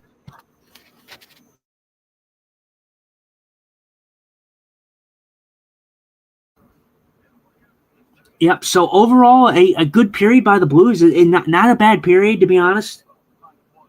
Listen, if you're a Blues fan, then they are arguably based on some metrics, dating back to a certain point. They're the hottest team in the NHL. That's a terrific period too. They're 1-1 going to second. Great start. They've been playing great of late. Colorado found their game a little later in the period, but St. Louis right now continue to play the way they are. Great game today. Oh wow, PK, and I don't remember who this other guy is on the analyst. He usually doesn't have anything positive to say, I don't think, on the Blues. So the fact that they're talking about it right now, they're talking about the Blues having a pretty good period for the Blues there, and actually being one of the hotter teams. So good praise by ESPN. I'm color me shocked again. Though I want people to take note of ESPN games and how national broadcast focus their narratives, because they couldn't talk about much Colorado in that period. The Blues played a good period, so that narrative has to change. So if you see the Avs pull ahead and they start to pull ahead, you're going to start seeing that narrative shift. You're going to start seeing that, oh, well, Colorado this, Colorado that. Let's just suck off Colorado kind of thing. It'll happen, if the Avs somehow take advantage of this game. But it's so fascinating when you see the narrative change, because when you see your team, like when you're rooting for a specific team, the Blues or whatever your team may be, and their team's playing well and they're winning a game, just look at the narrative change. Look at how things are talked about. So obviously interesting. We'll see here. I'm going to wait for Guy to do the talk about the stats. Okay, he's back. I'm here. Okay, let's do our game recap. The score is tied 1-1. The Avalanche first goal gets called back on an offsides, and then shortly later, at the 12:01 mark, This was dog on a bone. I heard him say it. It was absolutely solid play. The Blues kept on it. Holloway steals the puck. I thought it was offsides, but we got lucky there. It was really, really close. The skate was in the air, so it makes it harder to call it. I'm happy that it didn't go, but Snuggerud to Thomas to the back of the net, 1-0. Then about 3 minutes, a little over 3 minutes later, Colorado's Kelly Burns takes a shot. It hits Kelly and goes in the net. Shoot pucks at the net, good things happen, right? That's what happened there. Shots were 11-8 in favor of the Blues. There was only one penalty, and we are on that penalty now. It was at 1948 for Berggren for hooking. Could have gone both ways. McKinnon had him wrapped up. That should have gotten called. We talked about how this gets called, sometimes gets called bad. We'll go with that. Let's go over the rest of the stats. Make sure I got the right page pulled up. The Blues had 18 attempts. The Avalanche only had 13 attempts, if I'm counting that number right. Yeah, 13 attempts. Man, my math sucks. So 18 attempts to 13 attempts. Blues had 6 hit. Avalanche had 7. Avalanche had 6 giveaways to the Blues. 4. Both teams had 2 takeaways. The Blues did not block any shots. And the Avalanche blocked 2. But with that being said, 5 of the Avalanche's attempts completely missed the net. So they're making sure, to me, that says they're making sure Hofer can see the puck. However, there was two of those things that went in were from guys being around the net and what do you call it? Tip-ins, right? The one batted puck and then the one off the body. So got to get in front of them a little bit more. Face-offs 9-6, favoring the Blues 60% to 40%. Overall, I think the Blues played a solid first period. They have got to come and have a solid second period, and they cannot get behind in this game. If they're behind, I don't think they come back. They have to get ahead. That's how I feel about it. Justin, take it away. Yeah, I mean, you want to see them play. I mean, their second periods have been good since the Olympic break. It's just kind of crazy. The first half, they were abysmal in the second period. But here they have been picking it up in the second period. So hopefully they can continue to play their game because I think they played a great first period. And if they can come in and play like that in the second, I think they may get a couple. And like I said, I do think that you need to get the next one. Hopefully you can get another one after the next one. But again, this game is far from over. I think that this matchup for anybody, I know that people are rooting for the team that people are mostly pulling for the last wildcard spot is San Jose. Everybody wants to see San Jose in the last spot, and I understand that. Celebrini's is spectacular, and it's going to feed families. You know, Celebrini versus McKinnon and all that, but I think if you're talking about competitiveness and the series that could be, I think that most fans should be pulling for this series because I think that these two teams could really bring a physical series. And you're talking about another case where the Blues could be in one of the better playoff series in the playoffs because last year they were arguably in one of the best playoff series of the whole playoffs with Winnipeg. So I think that from a standpoint of, like I've said before, obviously not homerish here, but physicality, goaltending-wise, the defensive system you may see, I don't favor the Blues in the series completely, but I do favor the fact that I think that they can be the most competitive matchup for Colorado. So, I haven't heard Kadri, so Redbeard's here, and I'm pretty sure Redbeard's a Blues or an Avs fan. He says, imagine if Kadri is the one to win the game and clinch the West against the Blues. Cosmic justice, it absolutely wouldn't be cosmic justice. Cosmic justice would be somebody hitting Kadri and him getting hurt and missing the rest of the playoffs. That would be cosmic justice. For playing Blues would be much more fun. Celebrini is awesome to watch. Redbeard is my Avs fan. I knew I had an Avs fan. I just couldn't remember who he was. And that's completely fine. I don't have any ill will for Colorado fans. I really don't. Colorado fans, to me, honestly, I don't view them as some of the sense of what you would think, seeing as I'm a Blues fan. I think Colorado fans can be very tame, very humble, but at the same time, there is, you're going to have always those fan bases that go a little bit too far. Like for me, I will never, and I mean never, I will never hold any type of respect for Winnipeg Jets fans again.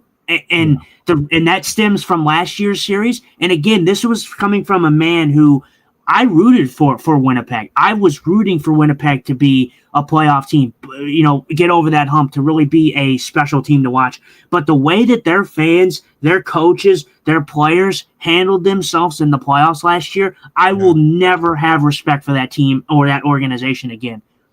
That's a team that has zero ability for any type of what's the word I'm looking for? What's the word I'm looking for, guy? I'm not sure. But I need to bring this comment in. This is Redbird. He says, I'm for sure an Avs fan. Sorry, I've been gone so long. My work has been always been respectful at the least. And yes, sir, Redbeard, you have been. Right? You are always welcome on the show. You know that. You have come in. You have said when the Blues play good. You have said when the Blues play bad. You have said when the Avalanche play good. You have said when the Avalanche play bad. You have been respectful, and you are definitely welcome on the show. You know that. We missed you, and I'm glad you're back. Sorry, Justin. Absolutely. I had to get that in there. Oh yeah, no, absolutely, man. I like say, and that's why I talk about and again, I know I'm harsh on the Winnipeg faithful. We're talking about Colorado, but that's kind of what I mean. Like I respect fan bases that know how to chirp and have a little bit of fun, but no, don't take it too far. And the word I was looking for was adversity. Winnipeg fans and their team and their organization doesn't know how to handle adversity. I'll agree with you. So. Again, I'm sorry. I don't mean to be too negative, too hateful, but I'm sorry. I can't respect a team that cried about physicality in the playoffs. That's what playoff hockey is about. Physicality. That's what it's about. Oh, I mean, come on, man. when you do this, when you do a show like this, the majority of the people that are going to watch are going to be diehard fans, either of your team or of the other team. So when you get a diehard fan, sometimes diehard fans go overboard. I've done it. Others have done it, right? And I get that. So when you get someone like Redbeard has, he pushes the Avalanche, but I know there's times where we beat him and he's come back, man, great game. You guys won that one. So. And he doesn't twist the dagger in when we lose. So he's always been that. He says in Winnipeg's defense, they have nothing to do but smash rocks and watch hockey. That is true. That is true. And like I said, the reason I said Winnipeg is because it's fresh in my mind, obviously from last year. And don't get me wrong, this is not a delay on the Game 7 thing. Congratulations to Winnipeg. They won in Game 7. Me and Guy have talked about it till we're blue in the face. The Winnipeg Jets escaped. They escaped the St. Louis Blues in that series. They did not deserve to win that series. They got outplayed, and the only game that they deserved to win was Game 5. That was it. But congratulations to them. But I just chose the Winnipeg faithful because that's what's fresh in my mind. There's other fan bases that do take it a bit too far. But as for the Avalanche fans, I haven't really met any Avalanche fan that I'm like, oh, man, I hate you. Like I generally haven't, and that's surprising for two fan bases that realistically should not like each other. Technically, shouldn't like each other is a strong word because the reason that Blues fans don't really like Colorado is not because of the players; it's because of Stan Kroenke. So it's not really the players. I mean, I think that's a fair point to say, right, Guy? Oh yeah, Redbird says I live in Texas. It's brutal to watch them laugh at us because for whatever reason they just own us come the playoffs. I'm not sure who you're talking about own you, Winnipeg or Dallas. Dallas owns you. Dallas Dallas is a good team. Yeah, right? Dallas is a very good team. Don't be fooled by what happened a couple of days ago. Yesterday with them losing 2-0. That's the other thing about tonight's win. We're getting Colorado off a back-to-back where they played in Dallas against the next player, the next team, and they had a tough game. They won it 2-0, but it was a fight to the end. You've got to take advantage of that. Mm-hmm. Yeah, it was a defensive game for Colorado, in that one, and it's going to be fun. Obviously, they were saying it on the broadcast that they were expecting this to be the second round matchup. As long as Minnesota doesn't have anything to say about it, I think Avalanche are a pretty safe bet to make the second round at least. Dallas is an interesting one because although I do favor them in the Minnesota series, I know a lot of people are high on Minnesota, but the problem with that is I think Dallas is capable enough to win close games, while Minnesota I think is going to struggle a little bit because I do think that although they have shored up a little bit of their depth, they haven't completely shored it up. That's going to be a goaltending series, and I put the edge. I mean, to me, it's not even close. That's Dallas has the better.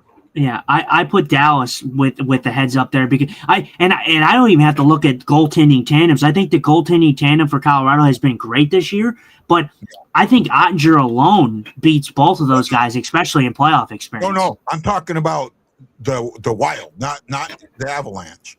The Wild against so the first round matchup. Stars Stars. I'm putting that's. Goaltending. I think this season or this year, goaltending is going to play a huge part in the playoffs. Mm-hmm. I think it's going to come down. It's not going to come down to the superstars. I have a feeling that this season or this playoff is going to be one of the lower scoring playoffs in a while. I don't know why I feel that way, but I think that goaltending is going to be so much more crucial. I'm going to counter you because although I could see that being the case, I'm going to counter you. And the reason I'm going to counter you is because of the anomaly that we've had.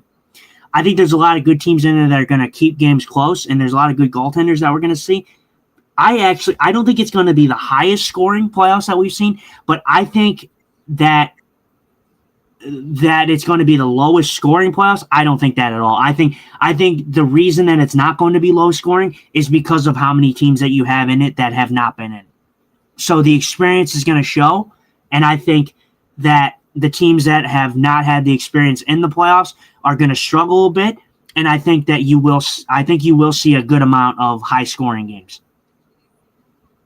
I think you will. Yeah, Chris Shockey says Dallas has to remember the defense can shoot the puck, or at least you can pass it to them. They lost last because they wouldn't use the demon in the ozone. Yeah, that's a great point. And Dallas doesn't. Dallas's defensive core, defenseman has slipped back, and I give the advantage on defensemen to. Man, I can't talk today. What's going on with my head? I give the edge in defensemen to the Wild. Just remember, there's a difference between defense and defensemen. Remember that. Let me say a big thank you. Frank William Boyd, Mom, Teresa Singer, Gary Tackett. Woo, Gary, you make my voice rise. Jason Nichols, John Hefner, E. Guido, Ted Dieterman, Aaron Nels, and Cindy Lou, who went to bed. Thank you. You put your hearts in the air. You put your hands in the air like you really do care. Thank you. We greatly appreciate it. Hey, Shockman, while I'm thinking about it, did you see what I I did a Facebook post where only you could see it. Did you see that today? Let me know if you did.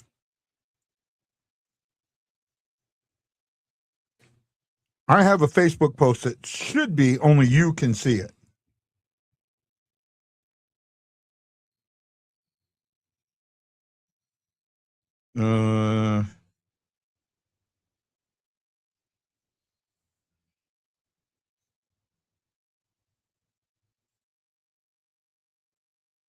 Sorry if I missed some of your guys' comments. The way I'm getting things have been funky.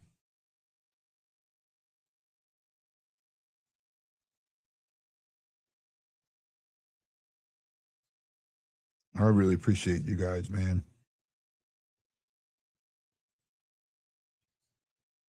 Well, this is an abs person. Nope. I don't know. Can't tell. Eli Chapman. Who's that? That name sounds familiar. Well, he's one of my friends. Okay. Justin should be back shortly. Not that I know of. Check. Go to my Facebook page and see if it comes up. Oh, game's back on. 1:30 to go in the power play. Got to kill this. Got it. This is a huge kill with fresh ice. Huge kill. Oh, nice. Who do you fear more between Wedgwood and Blackwood for the Avs net? I honestly think Wedgie should get the net for the year he's had. I think Wedgwood has had a great year. So I would put Wedgwood in the net.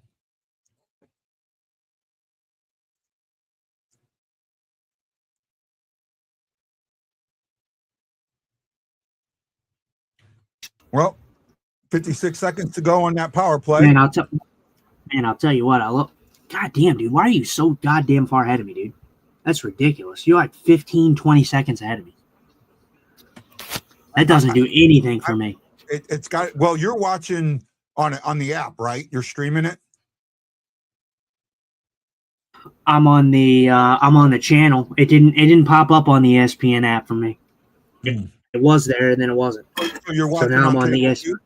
So you're watching on cable too?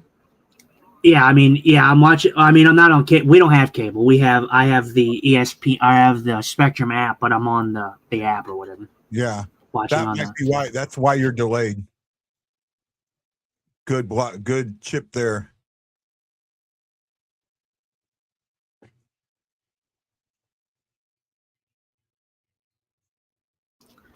Good stuff right there, and some grapes, some delicious grapes. What baffles me is how we can't score a power play goal. Well, keep it then.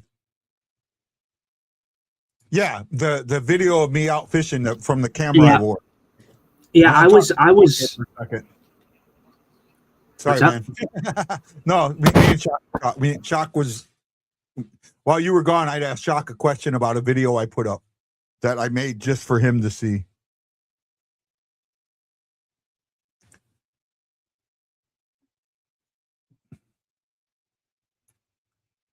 Oh, yeah. Broberg. That bounced right off Broberg. Well, they killed that penalty.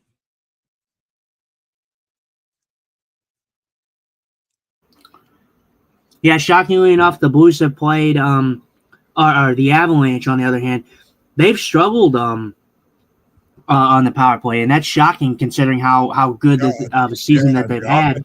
Guys they got, yeah, that is shocking.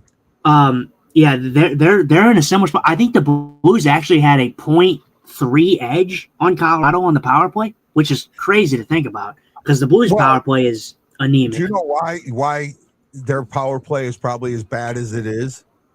Too many. That's too many Chiefs. Too many pucks. Not enough. Too many shooters and not enough pucks to go around. That creates an issue because now you don't want to be selfish, so you're passing, and you're not getting it. Red Bear said struggled. We're absolutely trash. I would be sending a white spinner with chartreuse trailer or a black and blue chatterbait. I might have the white spinner, but I don't know how to tie it. That's the problem with the spinner. because you got to tie that so it doesn't slip. I don't have an O-ring to put on it to keep it from slipping.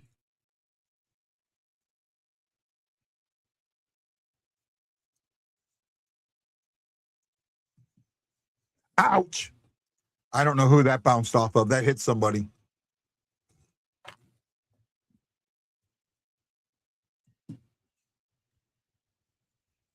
Oh, that's not good.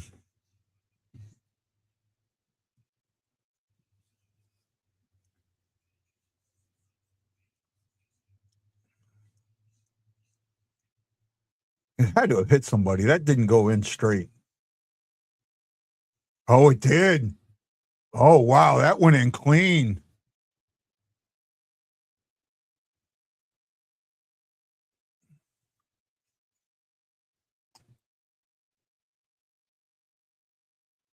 I thought that tipped something. I guess it didn't. I guess it went in clean.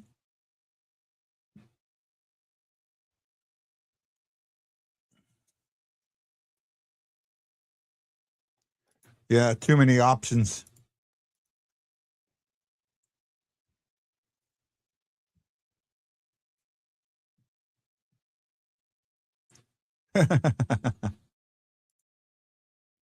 Well, let's see if we can play from behind a little bit and get it back. Get the answer. That's what's important. You give up the goal, get the answer.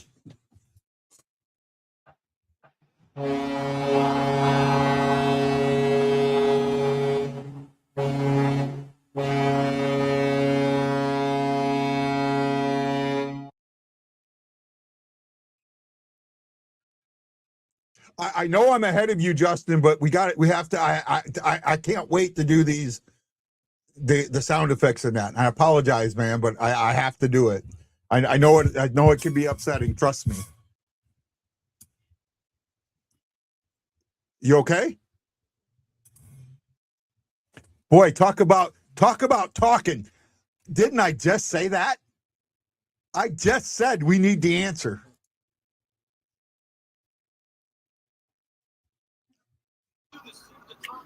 Again, people, I want to point this out that people, we talk about Robert Thomas having such a down year, but Robert Thomas this is his 58th game played. He's missed significant time, and he is on the verge of having a 60-point season. So, with that limited amount of games. So, realistically, I don't know. I know, and that's his. He has 2 points. He has 2 points or 2 goals in this game. He will have 56 points if that stands out, or if he gets more points here. So he'll have 56 at the end of this night if he stays where he's at right now. So he's on the verge of having 60 points, and this is only his 58th game of the season. Yeah. So really, realistically, how bad of a season is Robert Thomas actually having? Yeah. I mean, if he has another, statistically, he really has a chance to have another. That'll be the third in a row, third point per game season in a row, right?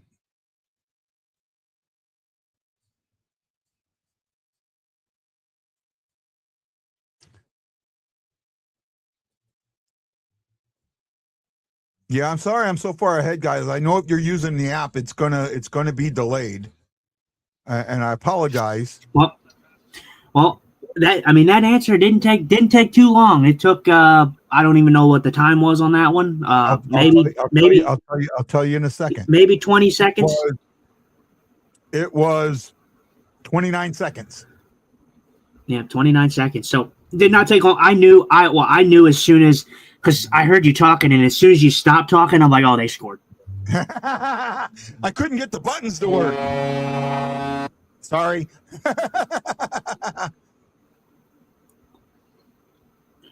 But yeah, no, good response. That's what you want to see. The Avs started off with the power play. Obviously, they didn't do anything on it, but it gained a little bit of momentum. When you're at home and you have power plays, whether you score on them or not, you generally get some momentum from them. But yeah, good response by the Blues there. And another. This is what you need. You need that first line to step up in these games.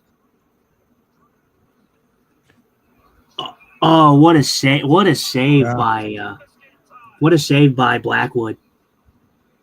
Another good chance. The Blues are getting the good. Shockingly enough, with the game being tied as it is, the Blues have had quite more of the significant chances on net. So hopefully they can keep that up. No, this has been a good period, and given that the Brett Burns, I still feel like that touched or tipped something, tipped something. But 29 seconds later, answer. That's incredible. I'll be right back.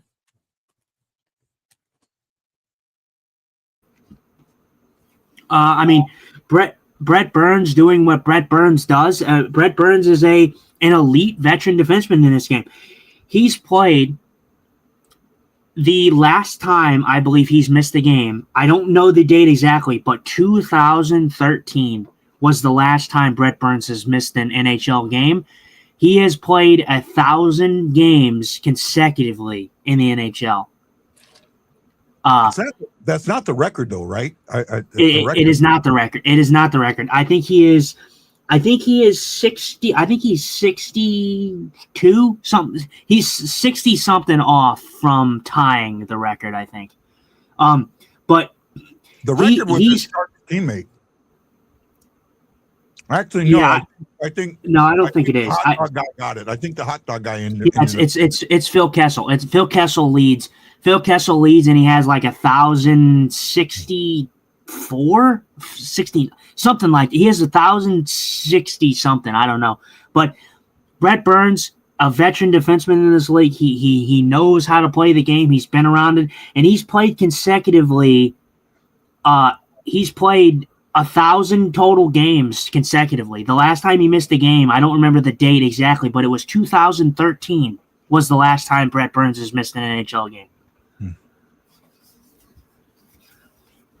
I mean, that just speaks volumes of the career that he's had. He's a very good defenseman, and they talk about it. He's a defenseman that does when he shoots the puck. The teams find it difficult to block that shot from Brett Burns. Brett Burns is capable of getting that puck to the net every time he shoots the puck.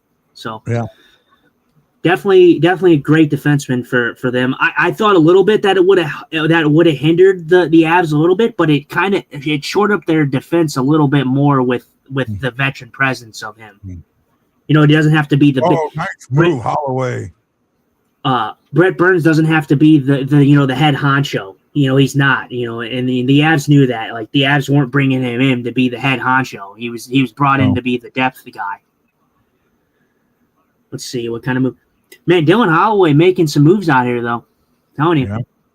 I'm telling you, I've changed my tune a little bit, and I may get slack for this one. But after listening to so many podcasts, and and just mostly the ones that I usually listen to, the Last Minute Blues podcast, and Alex Ferrario and all them, and I think they do a fantastic job. I'm with those guys. I think Dylan Holloway, when he's healthy, he's shown that he's a valuable piece of this team. So in the end, I think the Blues should sign him long term. I think you give him. The cap's going up. I think you give him what he wants. Obviously, it may be a little bit of an overpay. I feel like you got to give it to him. I really do. When he's healthy, he's been a producer for this team. I'm almost 100% on board with. I'm not completely on board with. I think I want some insurance there. That's why I'd be willing to snag a year, right, or something. But he is definitely he is a guy. If we're going to win another cup, Dylan Holloway is going to be the guy that helps get you that cup, right?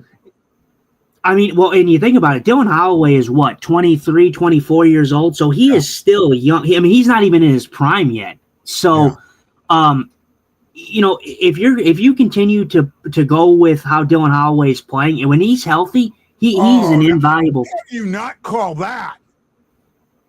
I haven't seen it yet. He's an invaluable piece to this team. Well, are you talking about Lindstein getting headlocked? Yeah, well, into the net. Oh, okay. I thought you were talking about Lindstein getting headlocked down. Berggren gets an elbow. Berggren gets an elbow to the back. right? That I don't think you can hit a player in the back, can you? You're not supposed to be able to hit a player in the back. I don't think so, but I think in open ice, I think it's going to be a little bit harder to. I don't know. That's not really. It's kind of it's just an awkward position. I don't think it's really an elbow. I think it's more of a shoulder into the back. But I mean, you got to look at Brett Burns. Look at how big Brett Burns is, and Bergeron's kind of a small guy. So actually, I don't know how big Bergeron is. I could be wrong. He could be a little bigger than what I think he is, but he's still small. He still looks small to me. Bergeron. I think Brett Burns is a pretty burly boy. So, I mean, he's going to probably knock Bergeron down. Probably. Bergeron is listed at 5'11", 195. Brett Burns is probably 6 something. 6'5", 228. Oh, absolutely. Absolutely. I'm sorry. I looked at it. I know what you're saying, but yeah, it's just an unfortunate play. Bergeron doesn't get hurt. He gets banged up a little bit, but. Wow. Tucker just took I'm ahead of you. Tucker just took a huge hit and got right back up from it, and it may have helped the Blues out. Oh, I couldn't get it wrong.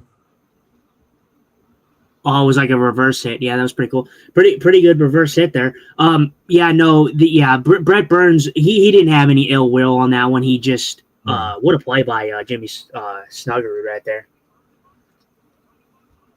Oh, good try there. I'm telling you, this first line is going. This is the thing that you're seeing in this game. When you see the Blues do this, you know they're going to have a good game. In the offensive zone, when they stay on the puck, don't give up on the puck, don't immediately pull into defense, that's when they play a good game. It's when that defensive mindset comes in, that they're not staying on the puck. They're not trying to get the steal and going immediately defensive, that the bad Blues show up. Man, I'll tell you what, man.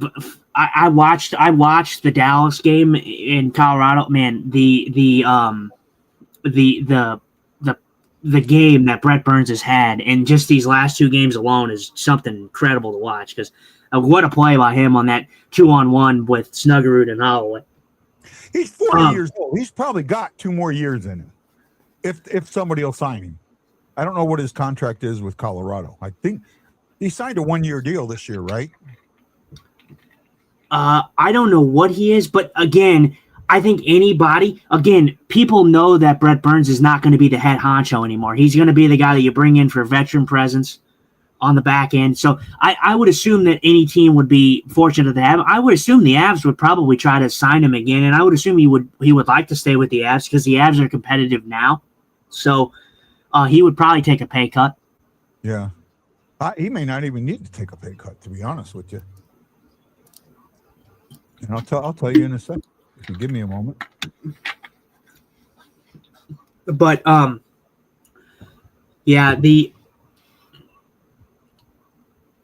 it's been a solid game. This is what I expected. Obviously, this is the type of matchup I expected. The game where the Blues got demolished the last time in Ball Arena. So, this was what I expected from them in the last game that they played in Colorado.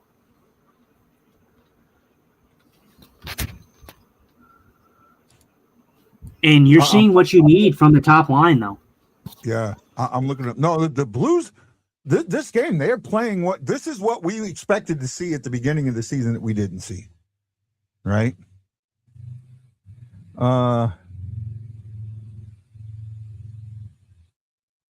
Brett Burns. Oh, yeah, he doesn't need to take a pay cut. He's on a 1-year deal. Right? But he's only getting $1 million, but he has a huge performance bonus.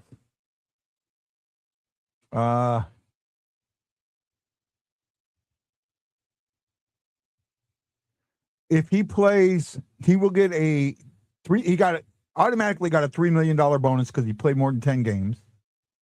So that puts him at $4 million. And then if he plays 70 games with 23 minutes or more, he gets another $1 million. So he's got like $4 million in bonuses. So if you're, the problem with that is that hits you next year. The problem with bonuses is they hit you next year. They can destroy your cap. You can take a cap penalty because of bonuses. Right? Yeah, I mean, So- we'll definitely see that. That'll be interesting for the Avs there. But like you said, knowing the Avs, obviously they signed Brett Burns as an option to help shore up that young core or that young defense that they have there. Obviously, their big guys, Cale Makar. That's your big piece right there. You have Devon Taves. You have a couple guys on the back end. Honestly, that I don't know too much about because Cale Makar really, and Devon Taves, they really take up the most portion of that defensive end right there. I know they have Josh Manson back there. I'm pretty sure. I mean, outside of all them guys, like I said, the big piece is Cale Makar. That's the guy that you know the most. But Brett Burns is a great defenseman for them. Obviously with the presence that he brings, I guess. Yeah. We're actually hearing from Brett Burns right now. Yeah. Yeah, he signed a 1-year deal this year. He got traded from the Sharks to the he got traded from the Sharks to the Hurricanes and then signed a 1-year deal for $1 million plus incentives with Colorado. If he wants to play next year, someone's going to, and especially the problem is a lot of teams don't like incentive contracts because it can kill you the next year. Right? Because if they get it, it comes off their cap for the next year, if I remember right. I could be wrong. If they didn't have the cap space this year, it comes off of next year's cap. But it might come off next year's cap anyways. I don't remember. I know we took a performance bonus hit from one of our players this year. I forget who it was. Somebody had a performance. Oh, wow. No! Oh, what a glove. Wow, McKinnon, right down Broadway. Nobody there. And Halper says, no, no, no, no, no. No, no, no, no, no.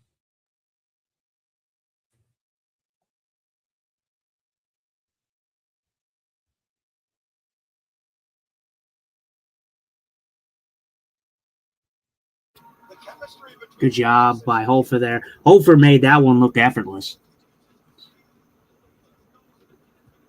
I mean, that looked like it was just Hofer made that look like it was nothing. Hofer made that one look completely effortless. I mean, Nathan McKinnon, he's not as close as he probably could have been. Nathan McKinnon could have got closer, but he didn't. But Hofer just snagged that like it was nothing. Good save there. Still tie game. Yeah.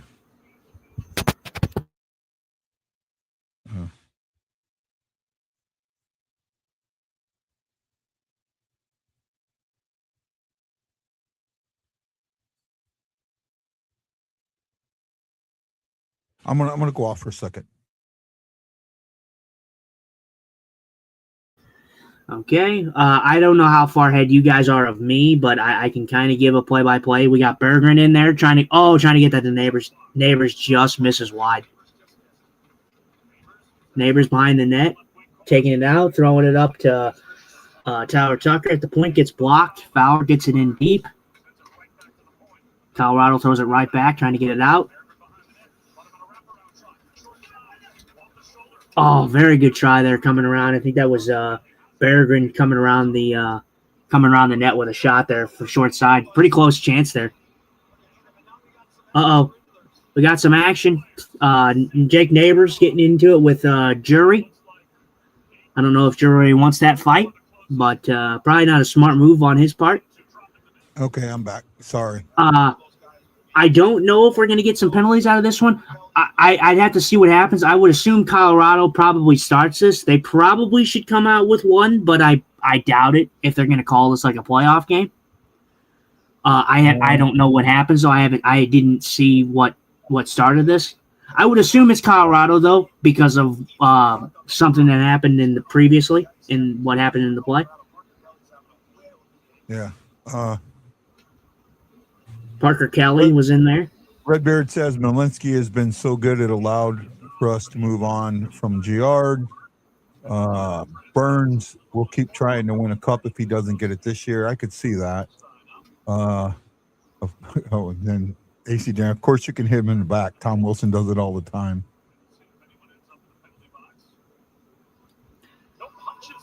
I don't know. The refs are kind of getting together. I don't know if they're going to have any penalties. 5-on-5. Yeah, I don't think so. They didn't. Okay, now they're showing it because I don't know what exactly happens here. I'm almost pretty content with saying that the Avalanche start this, and they do. The Avalanche does start this. Josh Manson throws a cross check on No. Bergman. Bad giveaway. Yeah, Josh Manson starts this play. This altercation here. This should have been a penalty and a power play for the Blues, but. Oh, by the way, Chris, if you're still listening, when I was talking about an O-ring for the spinner bait, on the spinner bait, you tie it in that little loop, right? That should have been a trip. Yeah. There it is. Okay, I was right. Okay, so that's a trip. So they're going to call on that one. This is the right call. That they haven't been calling trips. That's a legitimate. That's got to be called a trip, especially the way he hyperextended the knee there. Yeah, I think that was Kadri too. Yeah.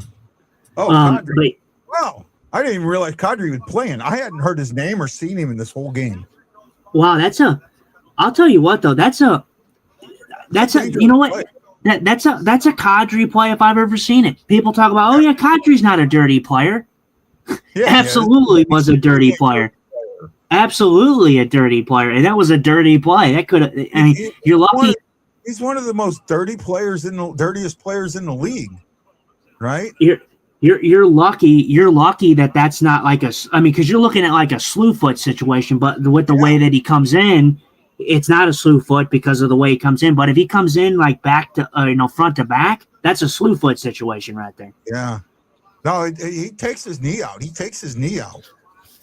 Yeah, that's a dangerous play. I'm glad that was called. We've got to figure out how to come into the zone on the power play much better. Ooh, this is not good. They absolutely need to come in on the power play much, much better.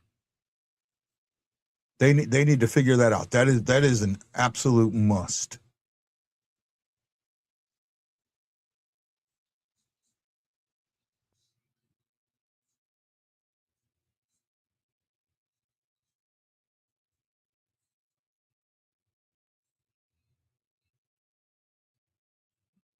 Oh, come on. What are you doing there?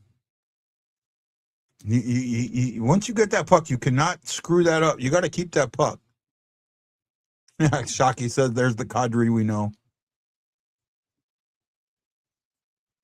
And we've had 9 to 10 people watching us all night tonight. That's cool. That's good. I appreciate that.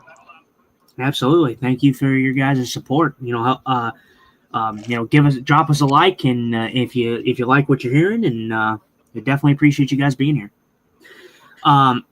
This is a Blues power play. I'm not surprised to see struggle against the Colorado team that on the other hand of contrary to belief that their power play doesn't look good, but their penalty killing is excellent. So with the Blues power play that's been pretty anemic to scoring, it's not surprising. Nice backdoor feed that just missed. Was just off. Definitely not surprising to see this team. Play. Oh, nice play, Hofer. Man, you talk about Hofer playing the puck. Hofer plays his puck. I'd like to see him do more of that. Get that long stretch pass out. I'd like to see him do more of that. Instead of playing the puck behind the net like he does, I'd like to see him get more of that stretch pass out, you know?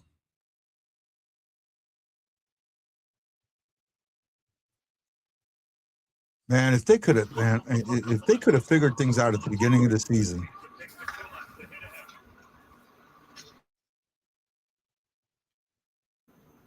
Well, and that's the thing. If that's what I'm saying, like if the Blues come in and they play like they have been playing in this stretch of hockey, Kadri mixing it up with Logan Mailloux trying to dribble. I just see. For me, I'm sorry, and I don't know if Redbeard's still here, bud, but like Kadri's a guy.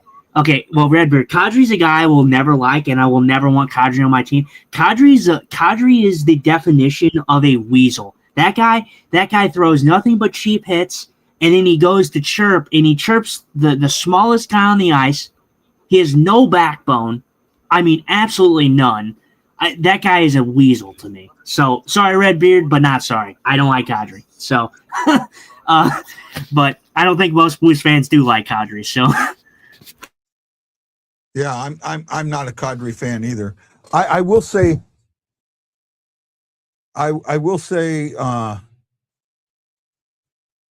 he's a guy I don't want on my team. I would tell you what, there's the three or four guys that I do not want on my team. And one of them, I mean, I don't care how skilled Marchand is. I would never want Marchand on my team. Redbeard says you hate him until you have him. Well, Redbeard, I'm sorry, man. That guy is just he shouldn't be in the league. Yeah. He shouldn't be in the league. Redbeard, dude, pigs fly. And when pigs fly, I will tell you that I want Kadri on my team. I will never, ever, ever want Nazem Kadri on my team. I'm on the opposite side. I think that Marchand is skilled. And if I had the option of if I had to take Marchand or Kadri on my team, I'm taking Marchand 100%. Oh, I would too, but I just don't want him on my team. Right? But and the reason, and again, I don't know if I'm with Guy on this one on why we wouldn't take these guys. I wouldn't take these guys on my team because first of all, they play a different. They're physical, but they play a style that I don't like the Blues to play, and that's a dirty style. I don't like the Blues to play dirty. The Blues have never played dirty. They're a team that has been consistent. We talked about that a couple games ago. Mm-hmm. Yeah, the Blues are a team that have never really been a team of really dirty players. We maybe have had one here or there, in our career, but never like a guy like Kadri, never a guy like Marchand, never a guy like Tom Wilson. Those guys are low-key dirty guys, and the Blues just don't play that way.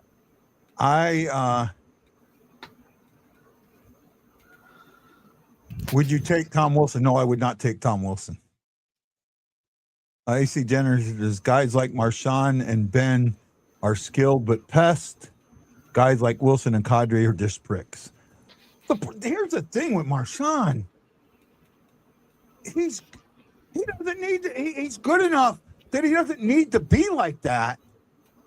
Yet he does, and he's known more for that. I mean, the face licking shit. Mm-hmm. Right? I mean, come on. Now, I will say, obviously, Marchand has gotten a little older, so he's kind of shorted up a little bit. He's kind of matured a little bit, but he still has that edge to his game a little bit. But yeah, I mean, the stuff back in, in the day when he was licking people's faces and just being a pet, and he sucker punched a goalie one time. I mean, that's the stuff I don't want on my team because first of all, it sets a bad precedent. It gives your team your team is dirty. Ask about Reeves. I don't think Reeves was a dirty player. I don't think Reeves was a dirty player. Now, I could be wrong. I mean, I'm not a fan of Reeves. I'll say that straight up. I just think he's a goon, but I don't think he's a dirty player. Oh, Thomas. What happened there? Oh, Kyrou. Big puckitis there. Kyrou with that good shot in the slot there. Blues are getting their chances, and shockingly enough, this game is close in shots, but the Blues have had the better of the high scoring chances in this game. The Avs haven't really done much as for like getting in front of the net, like a few times here or there. They're big guys, but like a lot of their stuff has been from the outside. and shots from the point, trying to tip the puck. Oh, Holloway to Snugger. I'm telling you what, this first line is doing what you're even with me now. Oh, You am just I? had Holloway in that shot. You said it just as I saw it, so you might be a little ahead of me now. I don't know how that's possible because I was like 15, 20 seconds behind you, so I don't know how I caught up with you. Commercial break. Yeah, but we've had commercial breaks the whole time, and it hasn't caught up enough. No, so something caught up. I'm at 156 counting, 156 and 153 and counting. No, you're way ahead of me, dude. You're way ahead of me. Way ahead of me, dude. So I don't know what you're talking about, but you're way ahead of me. Holloway had another good shot right as you said it. So. Yeah, no. My shot was from Snuggerud from Holloway. Yeah. Okay. Yeah, no. This first line is doing what you need the first line to do. You need them to show up in this type of game. If you're gonna have some lick of a chance, making a push. Holding on Parayko. Or no, Berggren. Berggren gets his second penalty. Let me see it. I haven't seen it yet. They're not, but they're okay. They're not calling this game bad. They are letting them play. And this was, I see. Yeah, I'm okay with this. Berggren's all over it. Gotta kill this. Another late power play. Gotta kill this.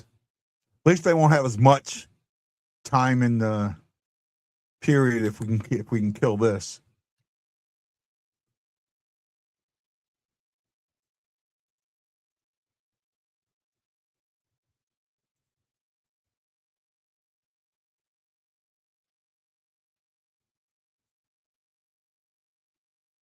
St. Louis more than half. No, St. Louis would like to be winning this game.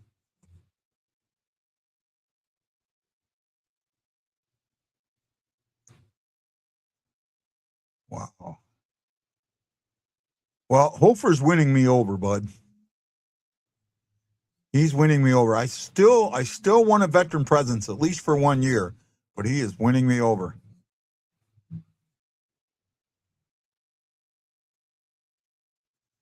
Blind hog and ear of corn and all that, Redbeard. We're really good at giving up bad goals when we absolutely don't need to be giving them up.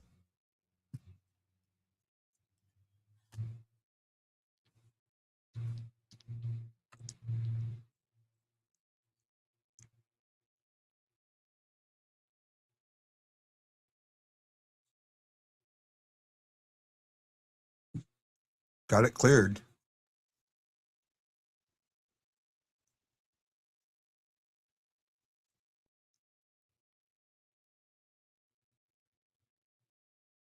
Everybody keep Kadri away from Hofer. Do not let Kadri get anywhere near Hofer. Well, that's the end of 2. Score is tied 2-2. That means that each team exchanged goals during the second period. At the end of the one, we were tied at 1 with the Blues scoring first and Colorado getting the answer 3 minutes later. Well, this was a little bit different. At the 3:40 mark, Brett Burns sends a laser shot that I think hit something, but can't be certain, into the back of the net. The 40-year-old does it, gets his 12th of the season at the 3:40 mark. But not to be undone, 29 seconds later, yes, I said that. 29 seconds later, Holloway to Thomas, to back of the net. Thomas with 2 goals, now has 20 on the year. Holloway with his 23rd assist. Snuggerud gets his 24th assist. So right now, Thomas, Snuggerud, and Holloway all have 2 points tonight. Mm-hmm. Right? What you need in this type of game. You're playing the Avs. You need your big line to show up, and they have.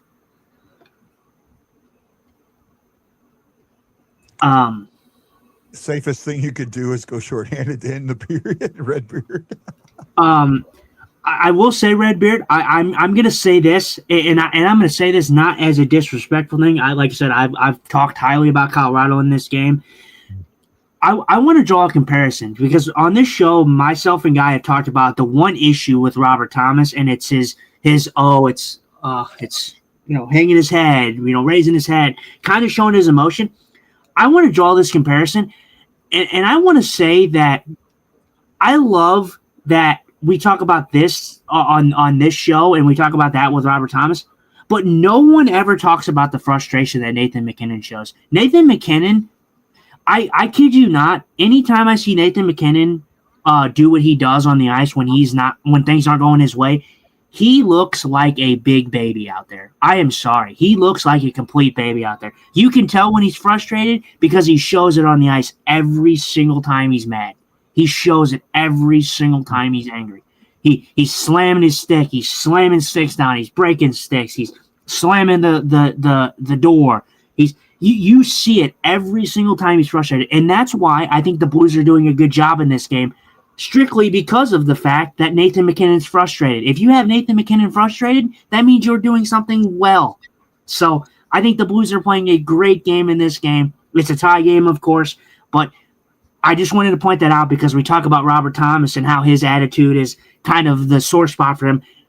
I'm sorry, Nathan MacKinnon, he's a fantastic player, but man, when things don't go his way, he is a big baby. I kid you not, he is the biggest baby I've ever seen. I got to be honest. I know you. I do not have as much of an issue with Thomas's show of emotion when he doesn't score or he has a bad play as you do. I mean, get it. I don't. See, the thing is I don't. But that's why I'm drawing the comparison because if you saw at the end of the period, what did Nathan MacKinnon do? They showed it on the replay. He turned around and slammed his stick against the boards. Thomas really doesn't do that. Thomas just holds his head. That's why I'm drawing the comparison to what Thomas does is actually tame compared to what someone like a Nathan MacKinnon does.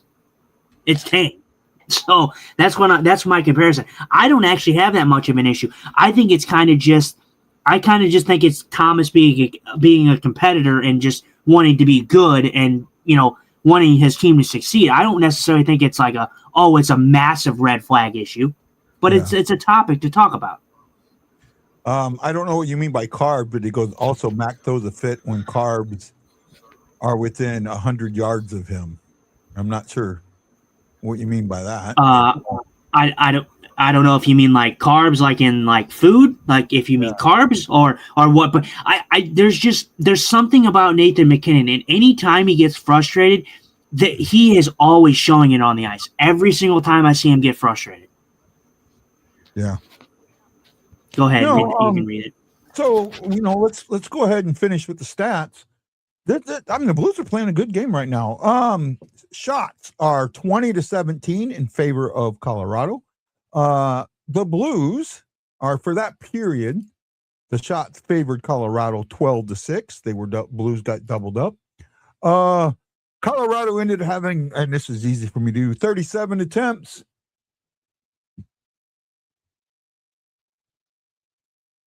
I had 15. And the Blues ended up with 32 attempts. Blues had 12 hits. Colorado had 9. Blues coughed the puck up 10 times. So did Colorado. Colorado took it away 4 times. Blues took it away 3. Blues went from blocking no shots to blocking 10. Colorado blocked 7. And faceoffs still favor the Blues, 17-14, 55% to 45%. Ryan Green, he who should not be named tonight, says, I love Berggren, especially in this game. Berggren is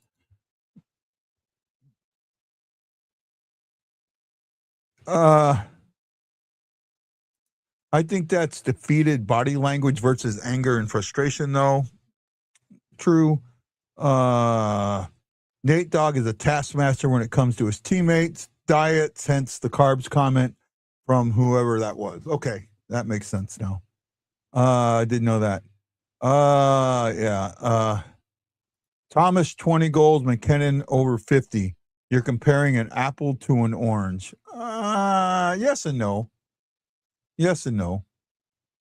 right? What Nathan McKinnon always shows his emotion, and his emotion is always over the top. It always Nathan McKinnon, yes, is a fantastic player, but if there's one negative that I can draw away from Nathan McKinnon is when he's frustrated, you can see it on the ice, and you can see it. He is over the top with it. It is almost like he throws a tantrum.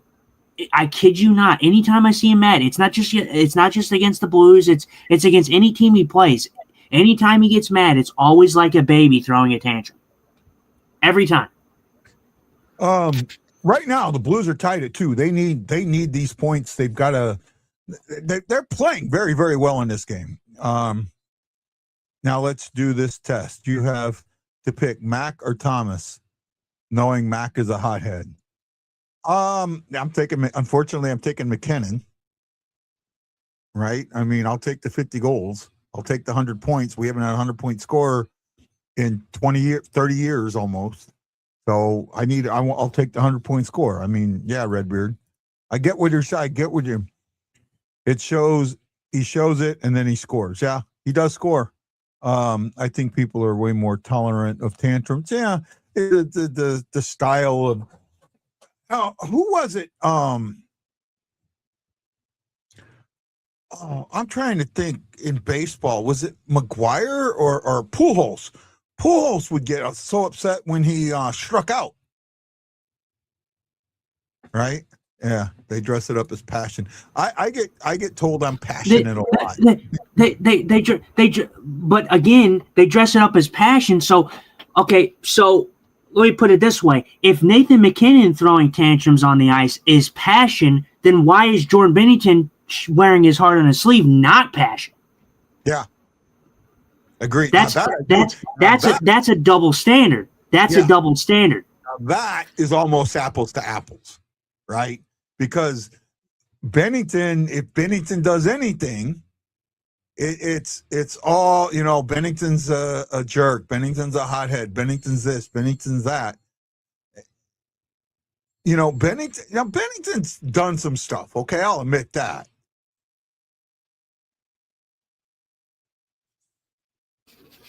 Oh, absolutely. I think he's done some stuff too that he shouldn't have done. But again, like I said, you can't sit here and say that, Nathan McKinnon's a 100-point guy, so what he does is okay, and that's passion. But Jordan Binnington wearing his heart on his sleeve is not passion. Makes no sense. It's a double standard. Actually, hey, when you talk about Binnington doing his stuff, remember it was one of your players that took us out of the playoffs. Took Binnington out, right? Now, Redbeard, I love you, and you know that. And actually, I kind of want to. I have a feeling we're going to get heated, so I want to end this here. Okay? No, we're not going to get heated. It's just a discussion, but we're going down that line. Well, I mean, you may be. We don't put I and we. You may be going down the line. I'm not going down the line. I'm just saying that's what I'm saying. It's kind of we're comparing apples to apples, oranges to oranges. That is a great comparison. I mean, like I said, if one player is passionate, then you can't say that the other player is not passionate. And again, like I said, yeah, Kadri took out Binnington in the 2022 season, and that changed everything for the Blues that year. He says it's not heated. Okay, I just want to make sure. I just want to make sure that we're trying to move things. He's respectful. He's respectful. They're just hilarious and brilliant compared to Thomas. They're different. They're different. They're completely different. And killed our playoff hopes. Yeah, I do with that. I can listen to Justin's argument and know he's wrong. Who said that? Redbeard. Oh, yeah. No, believe me, I'm not wrong. But yeah, I mean, like I said, but again, like I said, I understand what you're saying. I understand that people are more tolerant to it because of how good Nathan McKinnon is. But again, this is the same people that say that are the same people that say, "Oh, Bennington's a crybaby. Bennington's this. Bennington's that." When Bennington doesn't even have to do anything, he's just breathe in the other direction, and people will complain about him. So I think it's a double standard, and I think it's kind of hypocritical to say, "Oh, well, one guy cares about it and is passionate, and the other guy is not." Yeah. That's all I'm saying. One guy's passionate, the other guy's a jackass. Yeah, the other guy's a crybaby. The other guy's this, that. I didn't know passionate, but it's just a nice way of calling me a jackass. So I know that. Right? Let's go around the league here real quick. While we're there, let's check out the scoreboard. I think we might be the only game going on. Yes, we're the only game going on. Minnesota Wild took down the Detroit Red Wings 5-4 in regulation today. Penguins 5-2 over the Panthers. Man, hard to believe that the team that was going for a three-peat now won't even be playing in the playoff. Flyers 2-1 over Boston in OT. Ottawa doubles up the Hurricanes 6-3, pushing for that playoff spot. Devils blank the Canadiens 3-0, but the Canadiens get into the playoffs. And the Rangers showed some life and destroyed the Caps, who were playoff chasing 8-1 in the Inside Out cartoon game on ESPN. And this is crazy. The Minnesota Wild beat the Detroit Red Wings, but this game was crazy. Detroit was down 4-1 in this game, and Detroit came back in the third period and lost with 1 minute and 55 seconds left to a Kaprizov one-timer for a hat trick. So they just lost it with 1 minute and 55 seconds left. Detroit is collapsing as we know it, and we might be looking at another team with the Yzer plan falling short again. So it's interesting. Carolina still holds that. Carolina, we're looking at the thing where Carolina is being caught by the Sabres and the Lightning and Canadians are right there too with who's going to win the East as a whole, because Carolina is only 2 points ahead of the Lightning and 4 points ahead of the Canadians and the Sabres.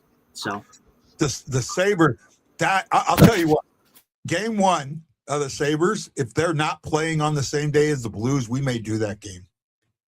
We may do that game just for the fun of doing it. If the Blues are out, we may do that. Yeah. You be cool with that?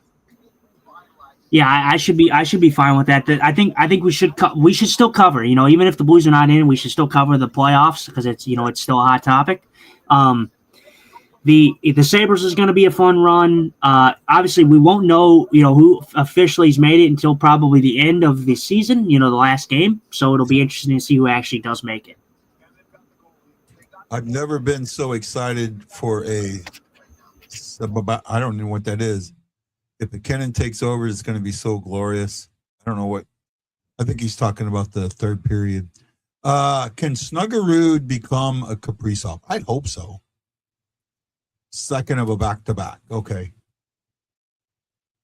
Second of a back-to-back. Well, it's a home and home, too. So that's the other thing. And right now, I think it's hurting. I think that the Avs haven't been able to play their game as much as they'd like, and the Blues are playing their game.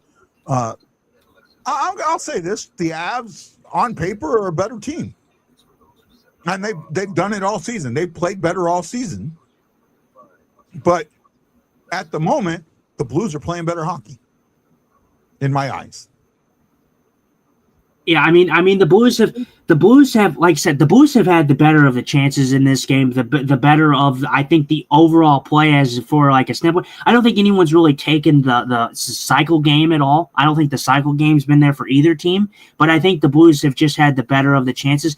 They've kind of taken advantage of the Avalanche being a little bit more open, seeing as they played a defensive game against Dallas, and I knew that was going to be a struggle. But again, I don't like to use the back-to-back as an excuse because the Blues played the Montreal Canadiens, who are in the playoffs, on 2 times on a back-to-back, where they played Montreal twice on a second game of a back-to-back and beat Montreal. So the excuse of, oh well, it's a back-to-back doesn't really hold any weight for me because they're athletes. Kelsey asked a good question. What's the cycle game? Actually, I said, where's the cycle game? The cycle is the moving the puck around. You see when they're pass, when it's going around, looking for that lane, trying to get a passing lane or a shooting lane. That's what the cycle is. And in fact, the next time that they get on a cycle, Kelsey, we'll say something.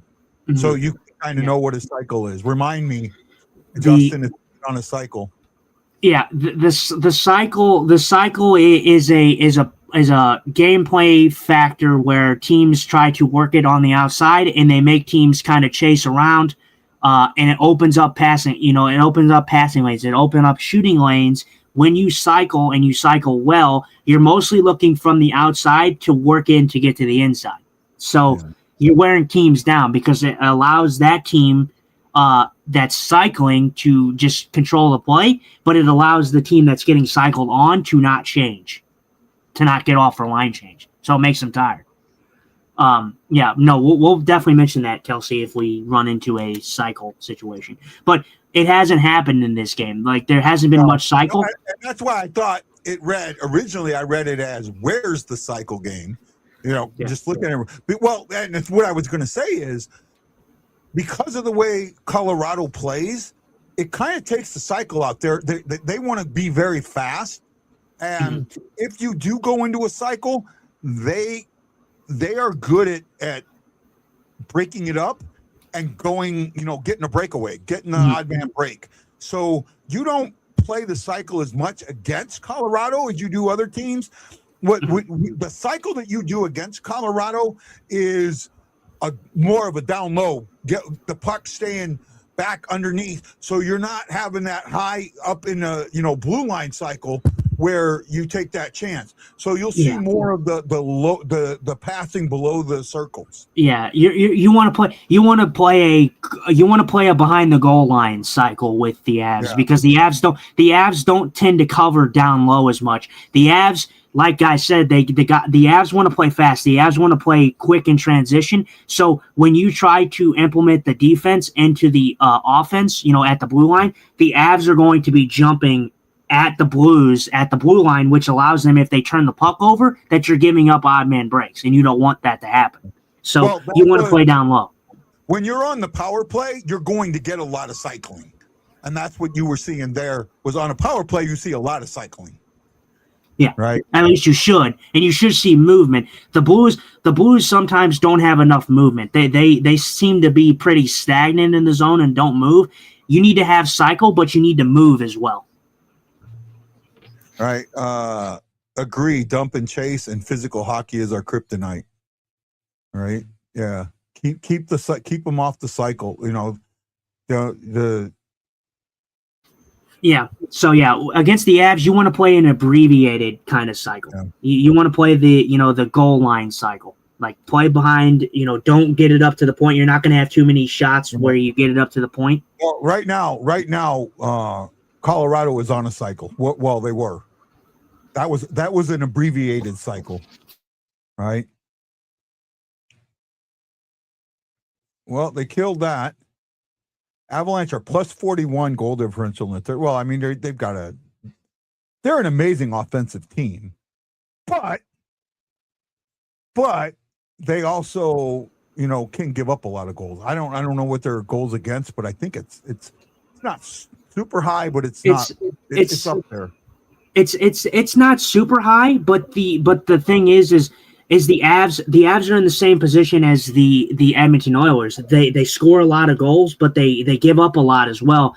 And the fact of the matter is you don't have to really cycle. That one in the back of the net. Oh, I thought Holloway nailed that. Wow. The fact of the matter is you don't really have to cycle against Colorado. You just have to play a quick enough game to where you can get them to make mistakes. Kelsey says that was a great breakdown of the cycle, why we're not seeing it, and why we might not want to see it. Thanks. Well, we appreciate that, Kelsey. And I think even Redbeard agreed with how we broke that down.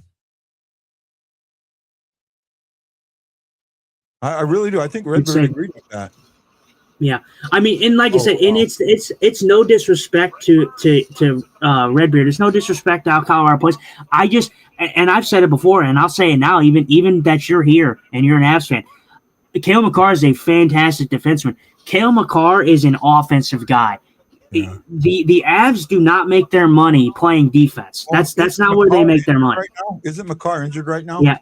McCarr's injured right now, but I'm just saying that the money that you earn from the Avs is not from their defensive ability. It's their offensive ability.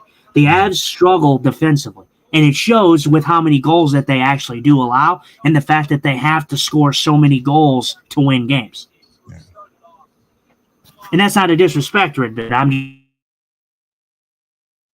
He says the Avs have the lowest GA in the Western Conference. offensively, fantastic. Defensively, could use some work.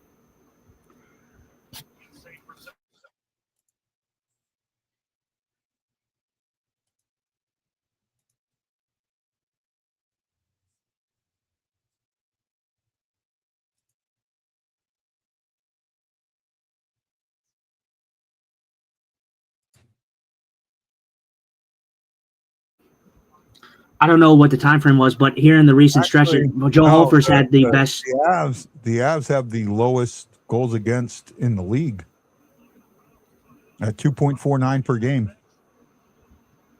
What's happening here? Are we going on the penalty killing? I think we're going on the. Oh my god! Come on, you're dude. Give me a calling that on break. Finley? Oh my goodness. Give me a break, man. Oh well, no. Now I see it with the arm. And Montgomery, doing this to their officials, showing them that the. Oh Jesus freaking Christ! Oh my God! Here we go. This is what I'm talking about. This is ridiculous. Why is that called? I see when we see it like we see it. I understand. We question why it was called. If I put myself in the ref's eyes, he sees Berggren's elbow or Finley's elbow or arm down on the stick. That's what he sees. He doesn't see the rest of it. If you're again though, I'm going to say you've set this precedent that the refs are going to call this in a playoff format.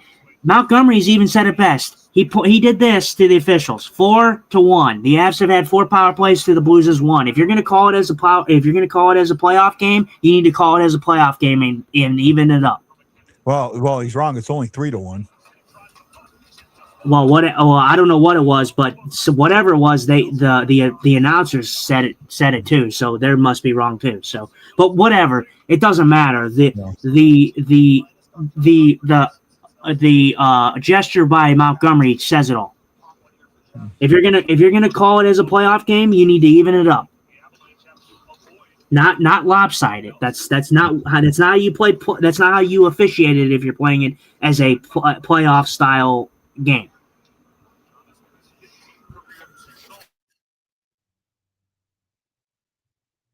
So this what you're seeing from the Avs right now is a cycle, Kelsey.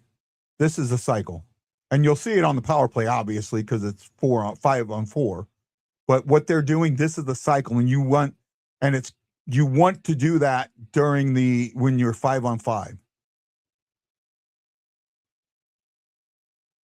Oh, Colorado's going back. We're getting some. We're getting a power play. 4-on-4 for 6 seconds, and then a power play.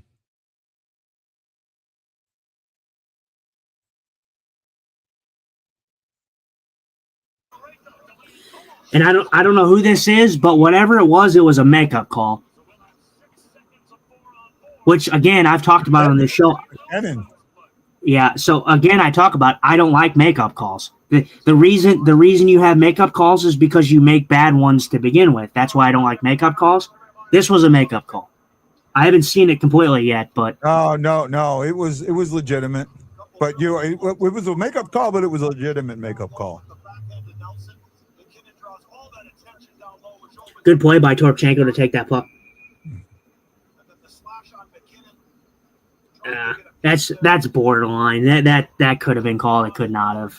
I mean, that's just my opinion. That to me is just a makeup call. To me, that's a blatant makeup call. If you're saying that the other one was borderline, right? The call on Finley was borderline.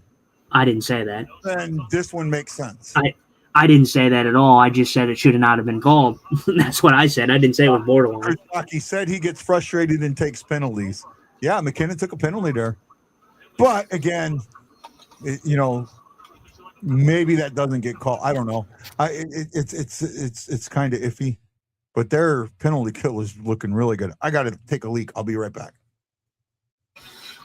Yeah, so yeah, Blues getting the power play here, a little bit of an abbreviated one. Obviously, Colorado is very good on the penalty kill. Hopefully they can keep it up here. But yeah, I mean, I don't mind the precedent of taking a a playoff approach to this game. But if you're going to take a playoff approach to it, you have to even up the power plays. You can't lopside power plays. And depending on what you've seen, you just can't lopside power plays. It just can't be what you do.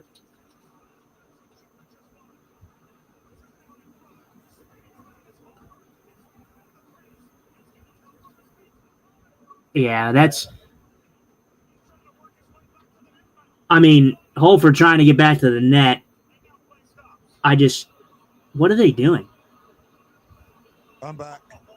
Okay, so Holford lost his escape light. I don't understand why. So I had to see this again, but this was just complete chaos just in front of the net here.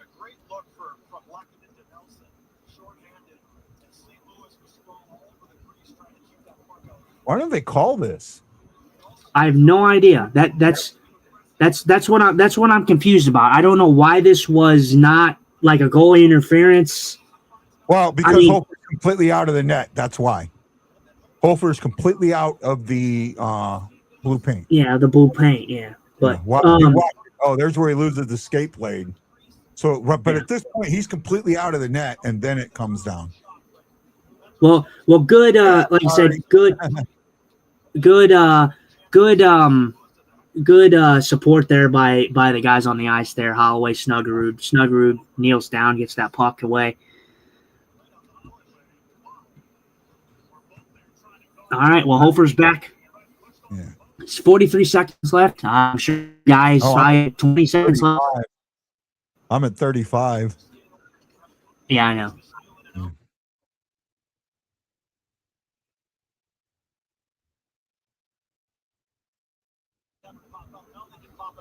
Colorado, man, on the penalty, they just collapse so quick, and it surprises me that with them collapsing so quick that they don't find the lane. Right? If they're going to collapse that quick, you got to find that lane. You got to find that hole. Maybe one more quick rush. Oh, now that should be a penalty. They've talked about that. Where the goalie knocks the net off.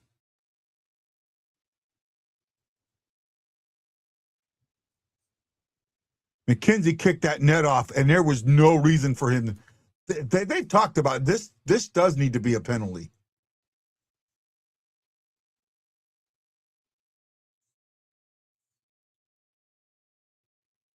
There were some goalies, the bigger guys, they get their shoulders back and they lift their shoulders up to take the net off the mooring. I mean, I get it's happened, but like, obviously, I don't know how forceful he goes in. I mean, first of all, he doesn't have to forcefully chuck himself into the side of the net like that. So, I mean, I guess it could be on purpose, but like, the Blues weren't gaining any type of momentum. I just don't really understand why. For me, I don't understand why goalies have to do that or feel the need to do that. But again, I'm not going to make any assumptions that he did it on purpose. I mean, he does look like a big boy, so I mean, he could. They didn't feel like he. I mean, the Blues weren't rushing, but it didn't feel like. He may have kicked it off the mountain moorings, but they've talked about that. About making that. I think it is it can be a penalty shot, right? It can be up to a penalty shot. I know that. But yeah, I'm not too sure. They've also said like a net off the mooring. Like if a guy's coming down and the goalie knocks the net off the mooring and then they shoot and it goes in, even with the net off the mooring, it would still count. Well, yeah, we saw that in 2019 when the Blues scored against Winnipeg, and I think it was or was it no, was it Winnipeg? It was against one of the teams in 2019 when the Blues scored and it counted. Who was it? Who was that against? Was that against Boston? Was that in the final? I don't remember that. I don't remember that. It might have been It was. Talon. I don't know. But yeah, no, there was. I think I want to say Winnipeg. I thought because I think it was one of the. I want to say Winnipeg, but I don't know. It was in 2019, and the Blues scored, and the net was coming off the moorings, but the puck still went in the net, and they still scored.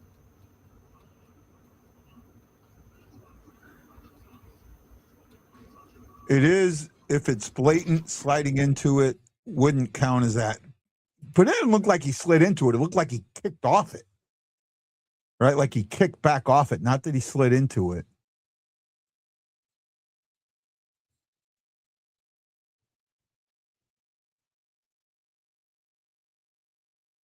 Oh, Neighbors just got taken down. Kadri gets drilled by Tucker. That's good to see. I like that.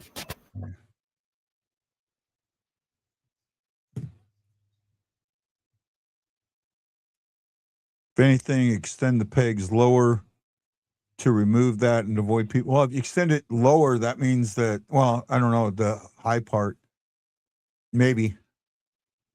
The purpose of that is for, if somebody comes crashing into the net.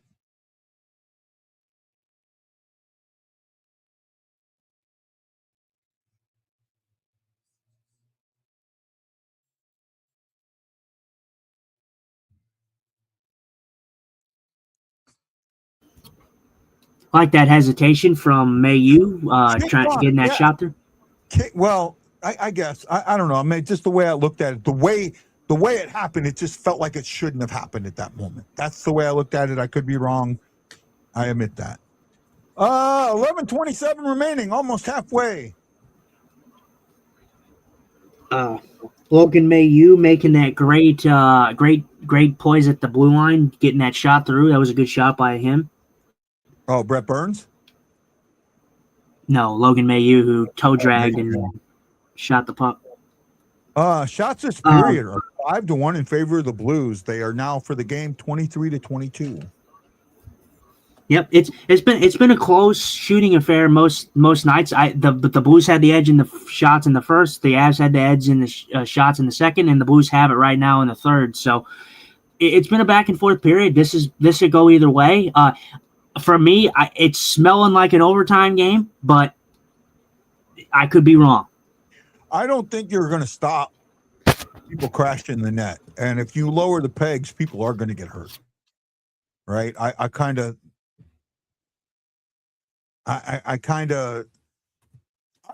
like to see it be more of a pressure instead of like the pegs the way they are. They're great, they come up, but something that if there's pressure that it breaks loose like magnets or something, it breaks loose. So it's not, it would probably be better if it was magnets, right? Like where it meets the ice, magnets. And if if there's someone coming into it, they're going to come apart much easier.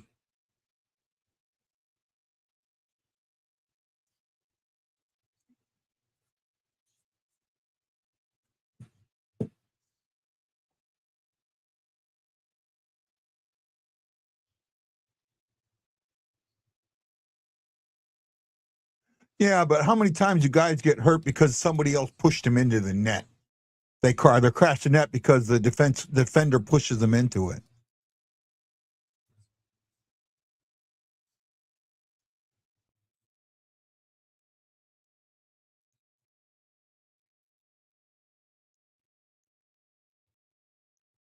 I didn't know they used magnets, E.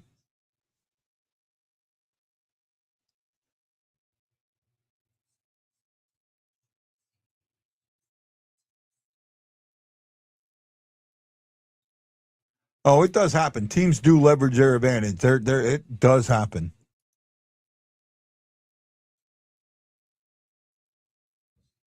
Bends at the net and pops off. Okay.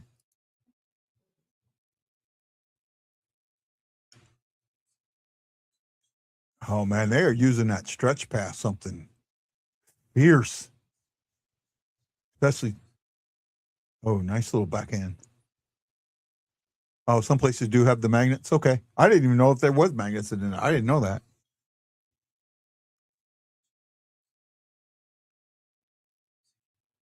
I'm telling you, his goatee, other than because I don't have the middle piece, because I keep that clean for the most part, his goatee looks like mine. It's white down here and it's darker up top, though mine isn't as dark as it used to be.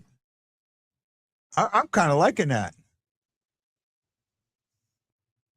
Well, it's not Bennington in the net, so I don't know how Bennington played that puck.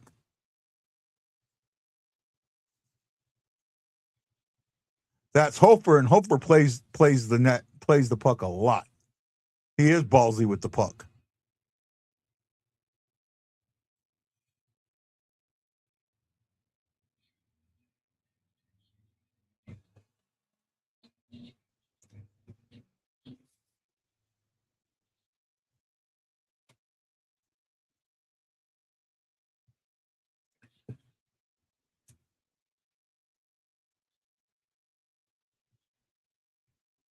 Tell you what, if I was Montgomery, I'd make him stay in a hotel in St. Louis tomorrow.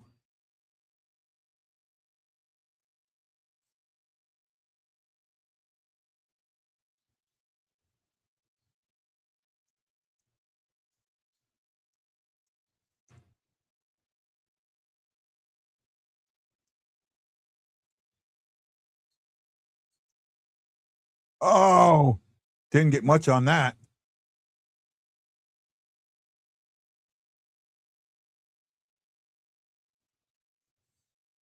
Oh, man, they're all over this puck. Stay with it. Stay with it. Don't give up on it. Don't give up on it. Oh, Tucker. Just missing. Good, solid play, man. I like this. This is why, if we had this earlier, we wouldn't be worrying about a play. We'd be in the playoffs. If we played like this in the beginning of the season like we are now, we'd be in the playoffs. Oh, we'd be in Minnesota. Yeah. This I wouldn't be. I wouldn't go too far ahead of it. But if the Blues played like this the whole season at the start of the season, yeah, the Blues would at least be securely in that first wild card spot.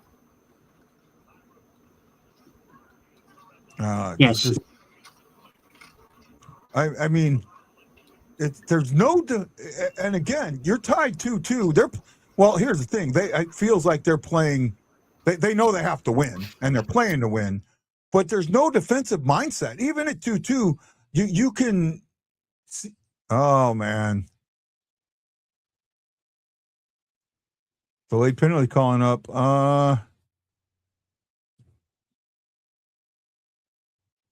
We got another one. Mason to the box.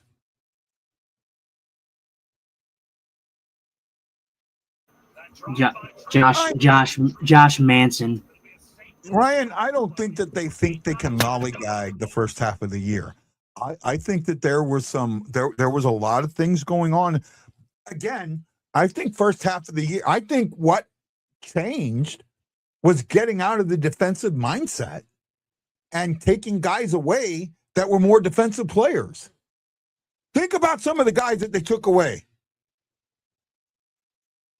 Right? Think about some of the guys that have been taken away. We had a bunch of injuries beginning of the year too, but you had Fabry, more of a defensive player. You had Joseph, a defensive player. Letty. Well, no, Letty was not Letty.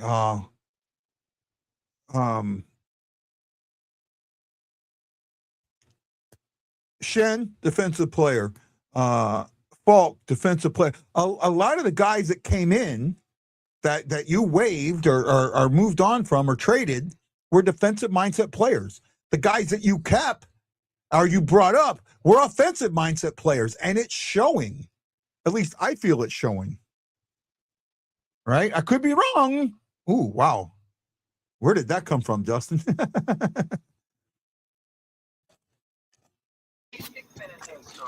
What?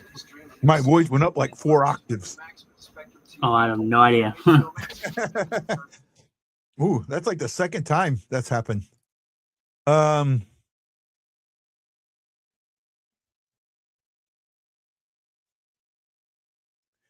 don't think so.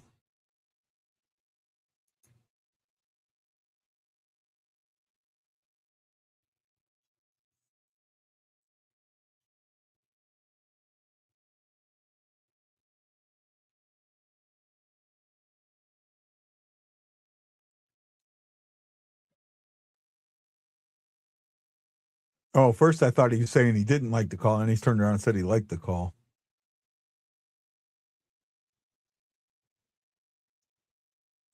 Get this set up. Get this set up. They're aggressive. Make them pay. Make them pay for that aggressiveness.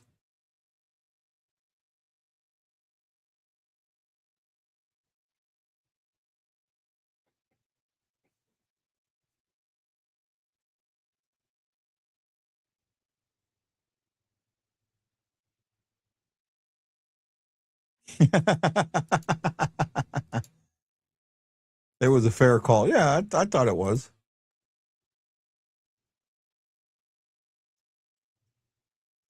I like having Redbeard on. Redbeard's always been one of the better fans from other teams that I've had. You know, he supports his team, but he's honest. Oh, right there. Snoogie didn't see it. Snoogie sees it. We're up 3-2.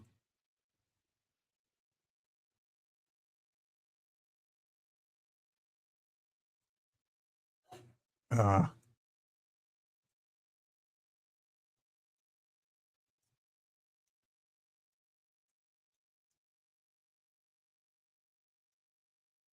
$25 seconds left on the power play. I have had the same fairness. You've heard me. You've heard me, Redbeard. I've had the same fairness.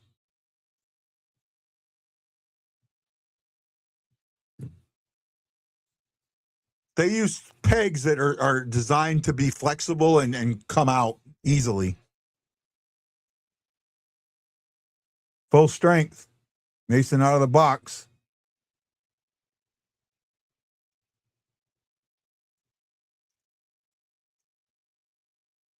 Both sides' penalty kills have been very, very good. Well, yeah, you have a team in Colorado who's been very good on the penalty kill all year, and then you've had a Blues team who's been, I think, the best penalty killing team since the Olympic break. So, both teams good on the penalty kill here. I didn't dislike the last penalty. I said that you could have got both guys. Well, you could have got both guys, but I did, and I was talking about Justin saying how I saw it through a ref side. That's why I would have called it. So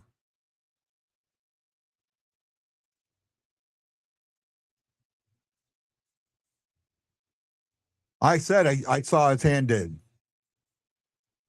Right? That was Justin that didn't like the last penalty.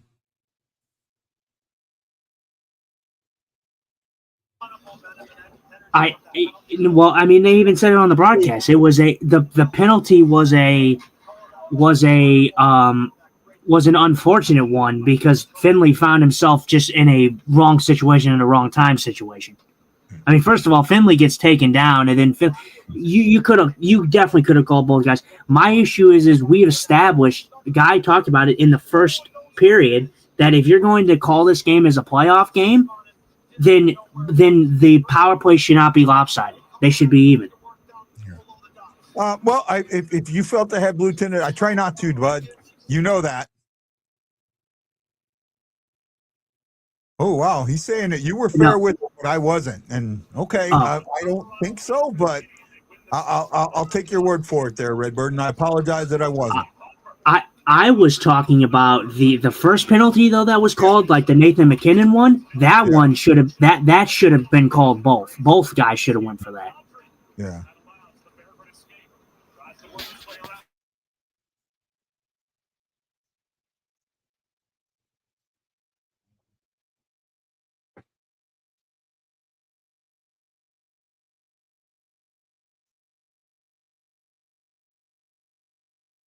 Well, 4:06 to go.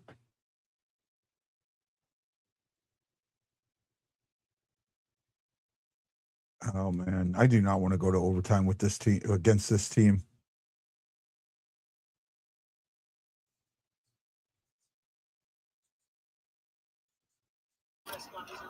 Well, I said it earlier. I said it earlier. I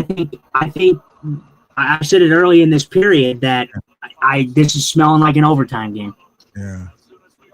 But again, though, like I said, the Avs have nothing to really play for here. The Blues have to play for it. Obviously, the Blues have not been good in extra time. But this could take a lot out of the Avs. If you go into overtime and you could beat the Avs in Colorado, it gives you a little bit more momentum going into St. Louis playing Colorado. Yeah. I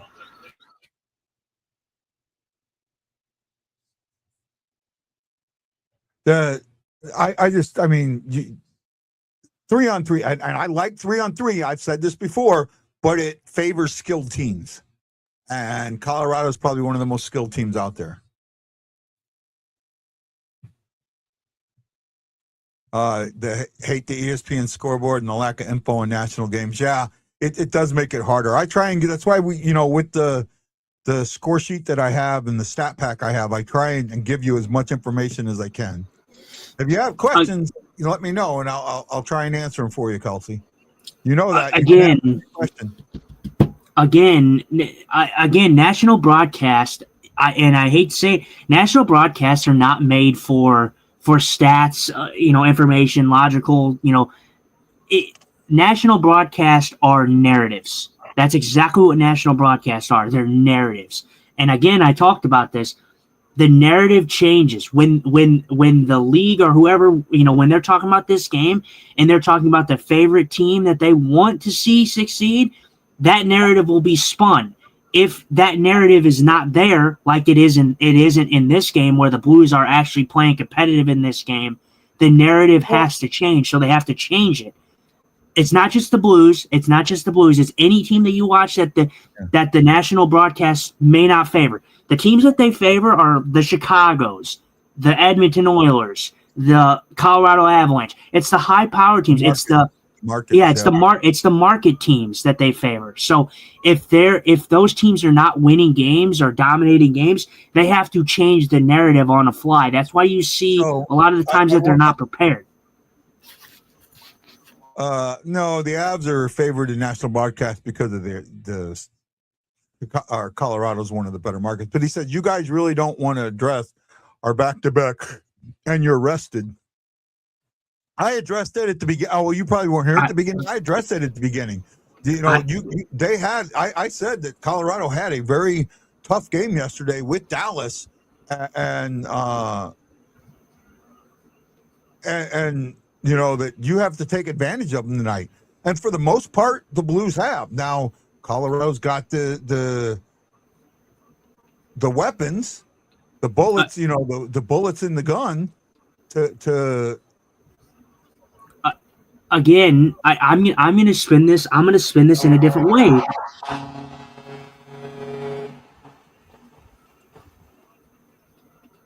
I haven't seen it yet. Oh my goodness. Oh my goodness. That was all Snuggerud. Robert Thomas with the hattie. I don't have my hat on. I need to throw in my hats. Again, hey, Redbeard.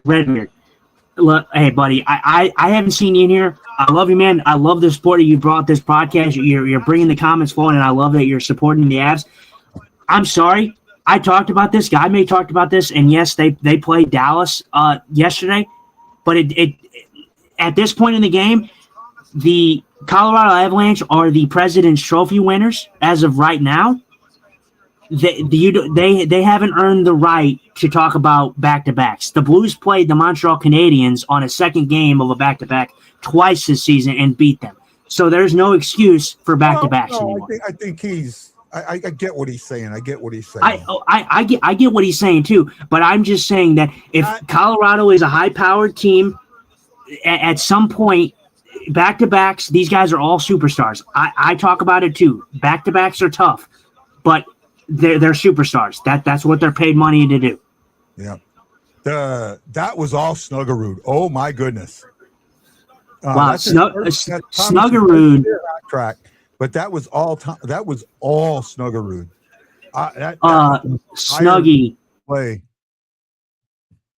All right. Entire play was all Snuggerud. Hey, Trade. Hi, how you doing? Justin froze for a second. Snuggerud, 3 assists tonight, career high. Holloway, 3 assists tonight. 9 points from that line. 9 points.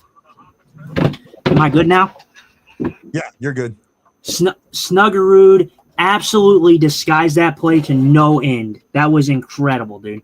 Snuggerud to Thomas. Again, magic, man. I mean, Snuggerud absolutely disguised this play. There was no chance on this one for Snuggerud or for the goalie. Oh yeah, Blackwood had no chance. That was that toe drag. The way he brings that puck back around and gets in the opening. You know, the goalie's got to take the shooter and backdoor feed right there.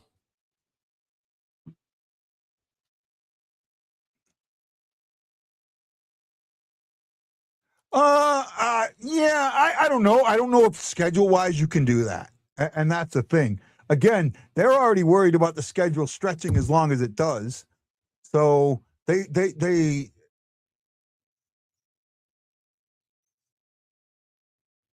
oh, Landeskog.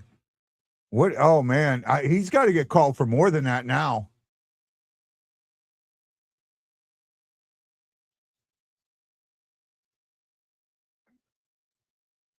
Oh, I missed this. Ryan Green said Thomas scoring won me 140 on my bet. Congratulations. Again. Wow, absolute slash. How could you be upset with that? You broke his dick. Again, I say the Colorado Avalanche, when things do not go their way, are a bunch of babies. This is why I continue to say that giving superstars the edge and giving teams that are the good teams the edge isn't a good precedent, because it sets things like this up where teams and players are okay acting like children when they get called for stuff. Redbeard goes, I mean, us 4-on-5 is deadlier than us 5-on-4. And if they add teams, there will be more back-to-backs. Yeah. Again, like I said, this and Bednar's complaining about. Again, this is why I say this is setting a bad precedent, because when you give teams the benefit of the doubt like Colorado and you give them the edge and calls and all this, when things don't go their way, they cry like children. That's why it sets a bad example. I'm not going to go and call them criers or any of that. Yeah, I mean, that's going a little. That's exactly what he did. You're telling me right there that Landeskog didn't cry like a child right there? And he shouldn't have been, but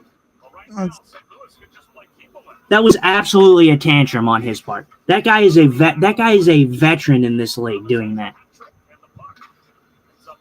I bet 155 the Blues would win. When Thomas scored, my bet value rose to 296, so I sold my bet for a profit before the Avs possibly tie the game.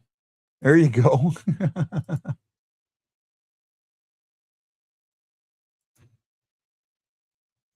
Well, him breaking his stick. I mean, it was an absolute slash. That's what it was. Oh, here we go again. Talking about Colorado on the bench, screaming at the officials. Oh, that should have been a call. That should have been holding. Didn't we get extra for a couple of weeks ago for talking after a call? Yeah, we did. We did. Thomas. Thomas got a bench mark. That's why I say giving superstars the edge, although it has happened all throughout history and annals of time. Huh? He breaks his stick. I know. It absolutely was a penalty. But now they're saying that Malu's stick might have been broken or cracked before. I don't know. I thought it was flexed, but even if it was, it still doesn't matter. He hits the stick. That's a slash. I mean, hit the stick, and not only that, he did it up near the hands. But again, like I said, this is why I continue to say that it sets a bad example when you give teams and superstars the calls. And although it's happened throughout the annals of history of sports, it sets a bad example. We get an empty netter. Can Thomas get a fourth? Oh no, they pulled him back. But if they win the faceoff, he's going right out. Oh yeah, immediately going out.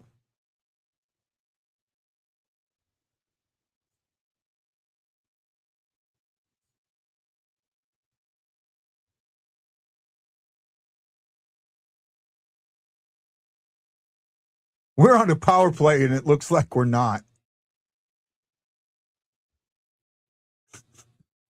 Well, I mean, they're pulling the goalie, so they're going to obviously play 5-on-5 like it's not a power play. Oh. Come on, Boosh. I just missed.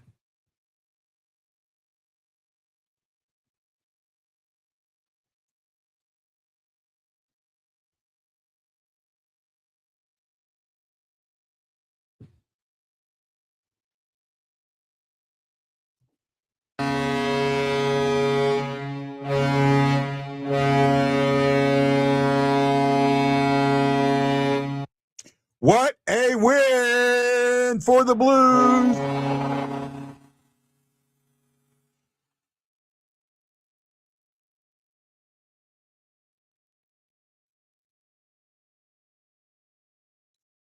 Yeah, I mean, you're right, Chris. There's been times where a stick you knew was broke and it was hit and a slash was called. Where are you saying it's Stars getting the benefit of the doubt? Avs committed a penalty and it got called. That's a dumb argument.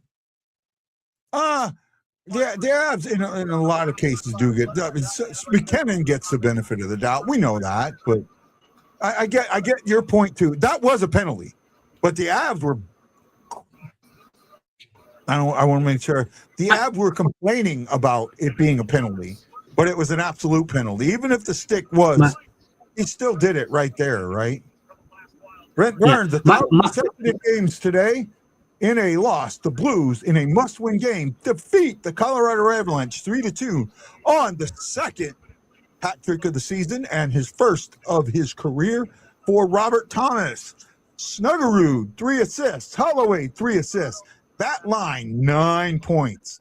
Man, oh man, am I excited. How excited am I? Should get up and dance the Blues. It was a good game. The first line showed up. What you needed in this game. They played a perfect road game. This was a good game against a good Colorado team. In Red Bear, I understand what you're saying. Like I said, we talked about it. It was a penalty. My problem wasn't the penalty. My problem was what I'm talking about, like with superstars. It's not just the Avs. It's the Minnesota Wilds, Kaprizov. It's those type of guys that get the calls. And what it does is it sets a precedent that, if you don't get the call, then you can just bitch and complain, and you're just gonna get handed free penalties or free power plays. That's what it does for me. It sets a bad example for other people in the league, because then it kind of initiates things like diving, embellishment, which me and Guy have talked about on this show. Yeah. It sets bad examples. You don't play the game with honor. You don't want to play it and cheat your way to the top. Dr. Detroit said Blues making the playoff. I'm not there yet. McKinnon for a superstar gets called more than anyone. Maybe it's how we see it. That's all it is, Redbeard. Well, and I will say there is definitely a guy that gets the benefit of the call more than anybody, and that's Connor McDavid. Connor McDavid gets the absolute benefit of the call. So yes, in that standard, yes, McKinnon is tame compared to that, but Nathan McKinnon absolutely does get the calls. He does get them. But this was a good game. I'm not going to say the Blues are going to make the playoffs. If the Blues come into St. Louis and they beat the Avalanche yet again, I would be very disappointed if they don't make the playoffs. Because these two games are telling. If you beat Colorado in both, yes, you have the Winnipeg Jets next, I believe. After that, then you have the Penguins, and then somebody else. I don't know who else is there. You have those teams left, so you still have some competition there. But if you can beat the Avs and you don't make the playoffs, I'm going to be very disappointed. But I'm not gonna hate it. It's not like I'm going to be like, oh, I'm not a Blues fan anymore. For Detroit or for the Blues? For the Blues. If I'm like I said, if we beat the Avs in the next game, if we beat them in the next game and we do not make the playoffs and we're not the team that's in the second wildcard spot, I would be disappointed, because if you're beating Colorado twice back to back and you don't make the playoffs this late in the season, it's not like I'm going to be like, oh, I'm not a Blues fan anymore. I'm just going to be disappointed because they've shown that they can be there and be competitive. Redbeard, it was a great game. We got the win. There's Tuesday. Redbeard will be here Tuesday. You know that. We hope to see you. It's going to be close. It's going to be tough. Both teams are going to be rested, and really, you look at the Avs. They want to sew this conference and division up, and we're a rival for them. We're not playing like it, but we are a rival for them, and it's been that way for a while. So here's my question: 3-2 win, Bennington or Hofer and Tuesday? Well, see, and that's the hard part, because you look at this game, and I talked about it earlier in the thing. I was like, oh, I kind of was surprised that Bennington wasn't in net for this game. I agree. But then I asked myself, I said, do you go to Hofer again after the fact that he had a strong game? Do you put that trust in him? Because, again, I go back to, and I say this because I go back to the game where Hofer let in that weak goal, and then they played Bennington in the LA game and didn't go back to Hofer. And I said, I wish that they would have went to Hofer again to show him his strengths. And you said, no. I think Jordan Bennington should have played. So I can't imagine that your opinion would change, that you would not want Joe Hofer to come back in the next game. I think Bennington should play the next one. Right? And that's what I'm saying. That's what I figured that you would say. I figured you would say that.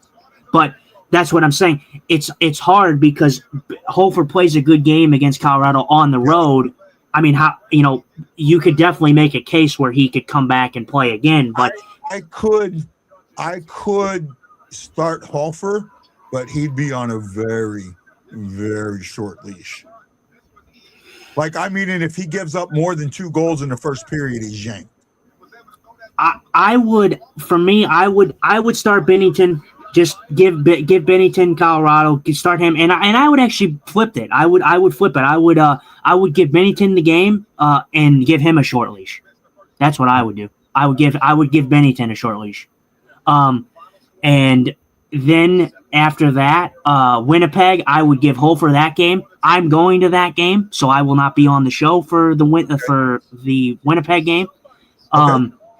So I would give Bennington the game, Tuesday, and I would give Hofer the game against the Jets. Especially if you can beat the Avs again at home, that's going to give you massive momentum to propel yourself to play the Winnipeg Jets in the next game. And I think that's when you go right back to Hofer. Yeah. So. And Shockey agrees with you, says the same thing for Benny, short lease. Redbeard says OT would have been nice, get us 1 point closer, but we also play Calgary, I think 2 more times, so it's almost a guarantee we take the West. You're locking it up. The beating the Dallas basically gave it to you, right? I mean, to put them so far out that, Redbeard says, well, I'm out. I got golf in the morning. I'll try and be here Tuesday. Well, we hope to see you. I think there was no post game, so they went straight to ESPN went straight to the women's Final Four, where UCLA wins its first NCAA championship, beating South Carolina, 79-51. I guess you want to call it. Yeah, I mean, unless you have something that you specifically want to talk about. Obviously, the first line had a big night tonight. Thomas getting his first hat trick of his career. This was a very, very good game by the first line. I mean, the first line was excellent in this game, against a very good Colorado team. Hey, Justin, remove that time you mentioned the Avs gave up too many goals when we're the best in the league in GA. Fun times. Or he said, remember. You sometimes the eye test fools you. And the eye test is that, the Avs got to score a lot because they give up a lot, and they really don't.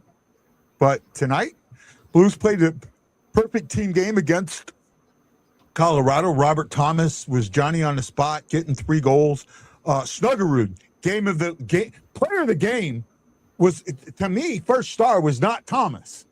Thomas is going to get the first star, and I'll look that up. No, absolutely not. Absolutely not. Absolutely not. First star was Snuggerud. First star was Snuggerud in my eyes. You disagree? You disagree with that? You can't give a guy who got a hat trick not the start of the game or not the player of the game. I mean, Snuggerud starts this third goal off, and yes, he does get assist on the other ones, but the third one was the really high end one. The other one was just an easy an easy backhand pass to Thomas for a one timer. Yeah, I mean you can't give a guy with 3 goals not the player of the game. Well, I thought Snuggerud had probably one of the games of his career. Stars, number 3 star was from Colorado defense, Brett Burns, in his 1000th game. I understand that. 1000th consecutive game. Number 2 was Snuggerud with 3 assists, 2 primary assists, I think. Did he get all 3 primaries? No, 2 primaries. 2 primaries. 1 secondary. And the number 1 star was Robert Thomas with a hat trick. Yeah, I mean, like I said, Snuggerud had a fantastic game. The whole first line had a good game. I mean, Holloway had a great game. I understand the Thomas 3 goals, but Snuggerud, that third goal, that was all Snuggerud. That was Snuggerud with that third goal. That the toe drag, the holding on to the puck, getting in the open, and then getting that, getting the goalie to overcommit so Thomas can be open in the back door. And that's fine. And that's fine. But again, he got 2 primary assists. That one play, although a fantastic play by Snuggerud, doesn't make him the player of the game in my eyes. You still have 2 other goals that were scored that were pretty much Thomas shooting the puck. So I can't, he had the other assist or whatever, but one play that was a fantastic play doesn't make him the player of the game in my eyes. Fair enough. Hey, we all see it differently. Actually, we had a 4-game road trip. We went 2-1-1. Beat the Ducks, beat 2 playoff teams, lost to a team trying to get into the playoffs, and and had an overtime loss to a team that's trying to get in the playoff. So, hey, it is what it is. I'm happy. And I guess it's time, Justin. How do we end the show, buddy? I think we got to ask, where are the girls? Where are they at? What are you wearing? A Canadian tuxedo. And I'm a hockey player. Let's go Blues. Let's go Blues. Now, everyone watching this show, are you ready for the question? Hockey fans, are you ready for the question? Justin Eagle Eye Scott, are you ready for the question? I'm ready for the question. Who's late for dinner? Where are the boys? Where are they at? It's chicken quesadillas. Where are they at? We're bleeding blue with you. Let's go Blues! Let's go Blues! Let's go Blues! Sorry about that. I clicked that a little early. Hey, this is Guy, the Y Blues fan, for my co-host, Justin Eagle Eye Scott. We are the BlueNote Fan Report. We are your home for live game day reaction as it happens, and for great interviews like Mike Myers and others who have joined us. Please check out the BlueNote Fan Report on Facebook and YouTube. Join our group, the Hawaii STL Blues Fan Clan, and join us Tuesday as we do the game number 2, home and home against Colorado.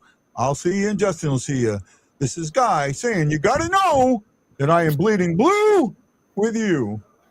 And as always, let's go Blues. Aloha, my friend.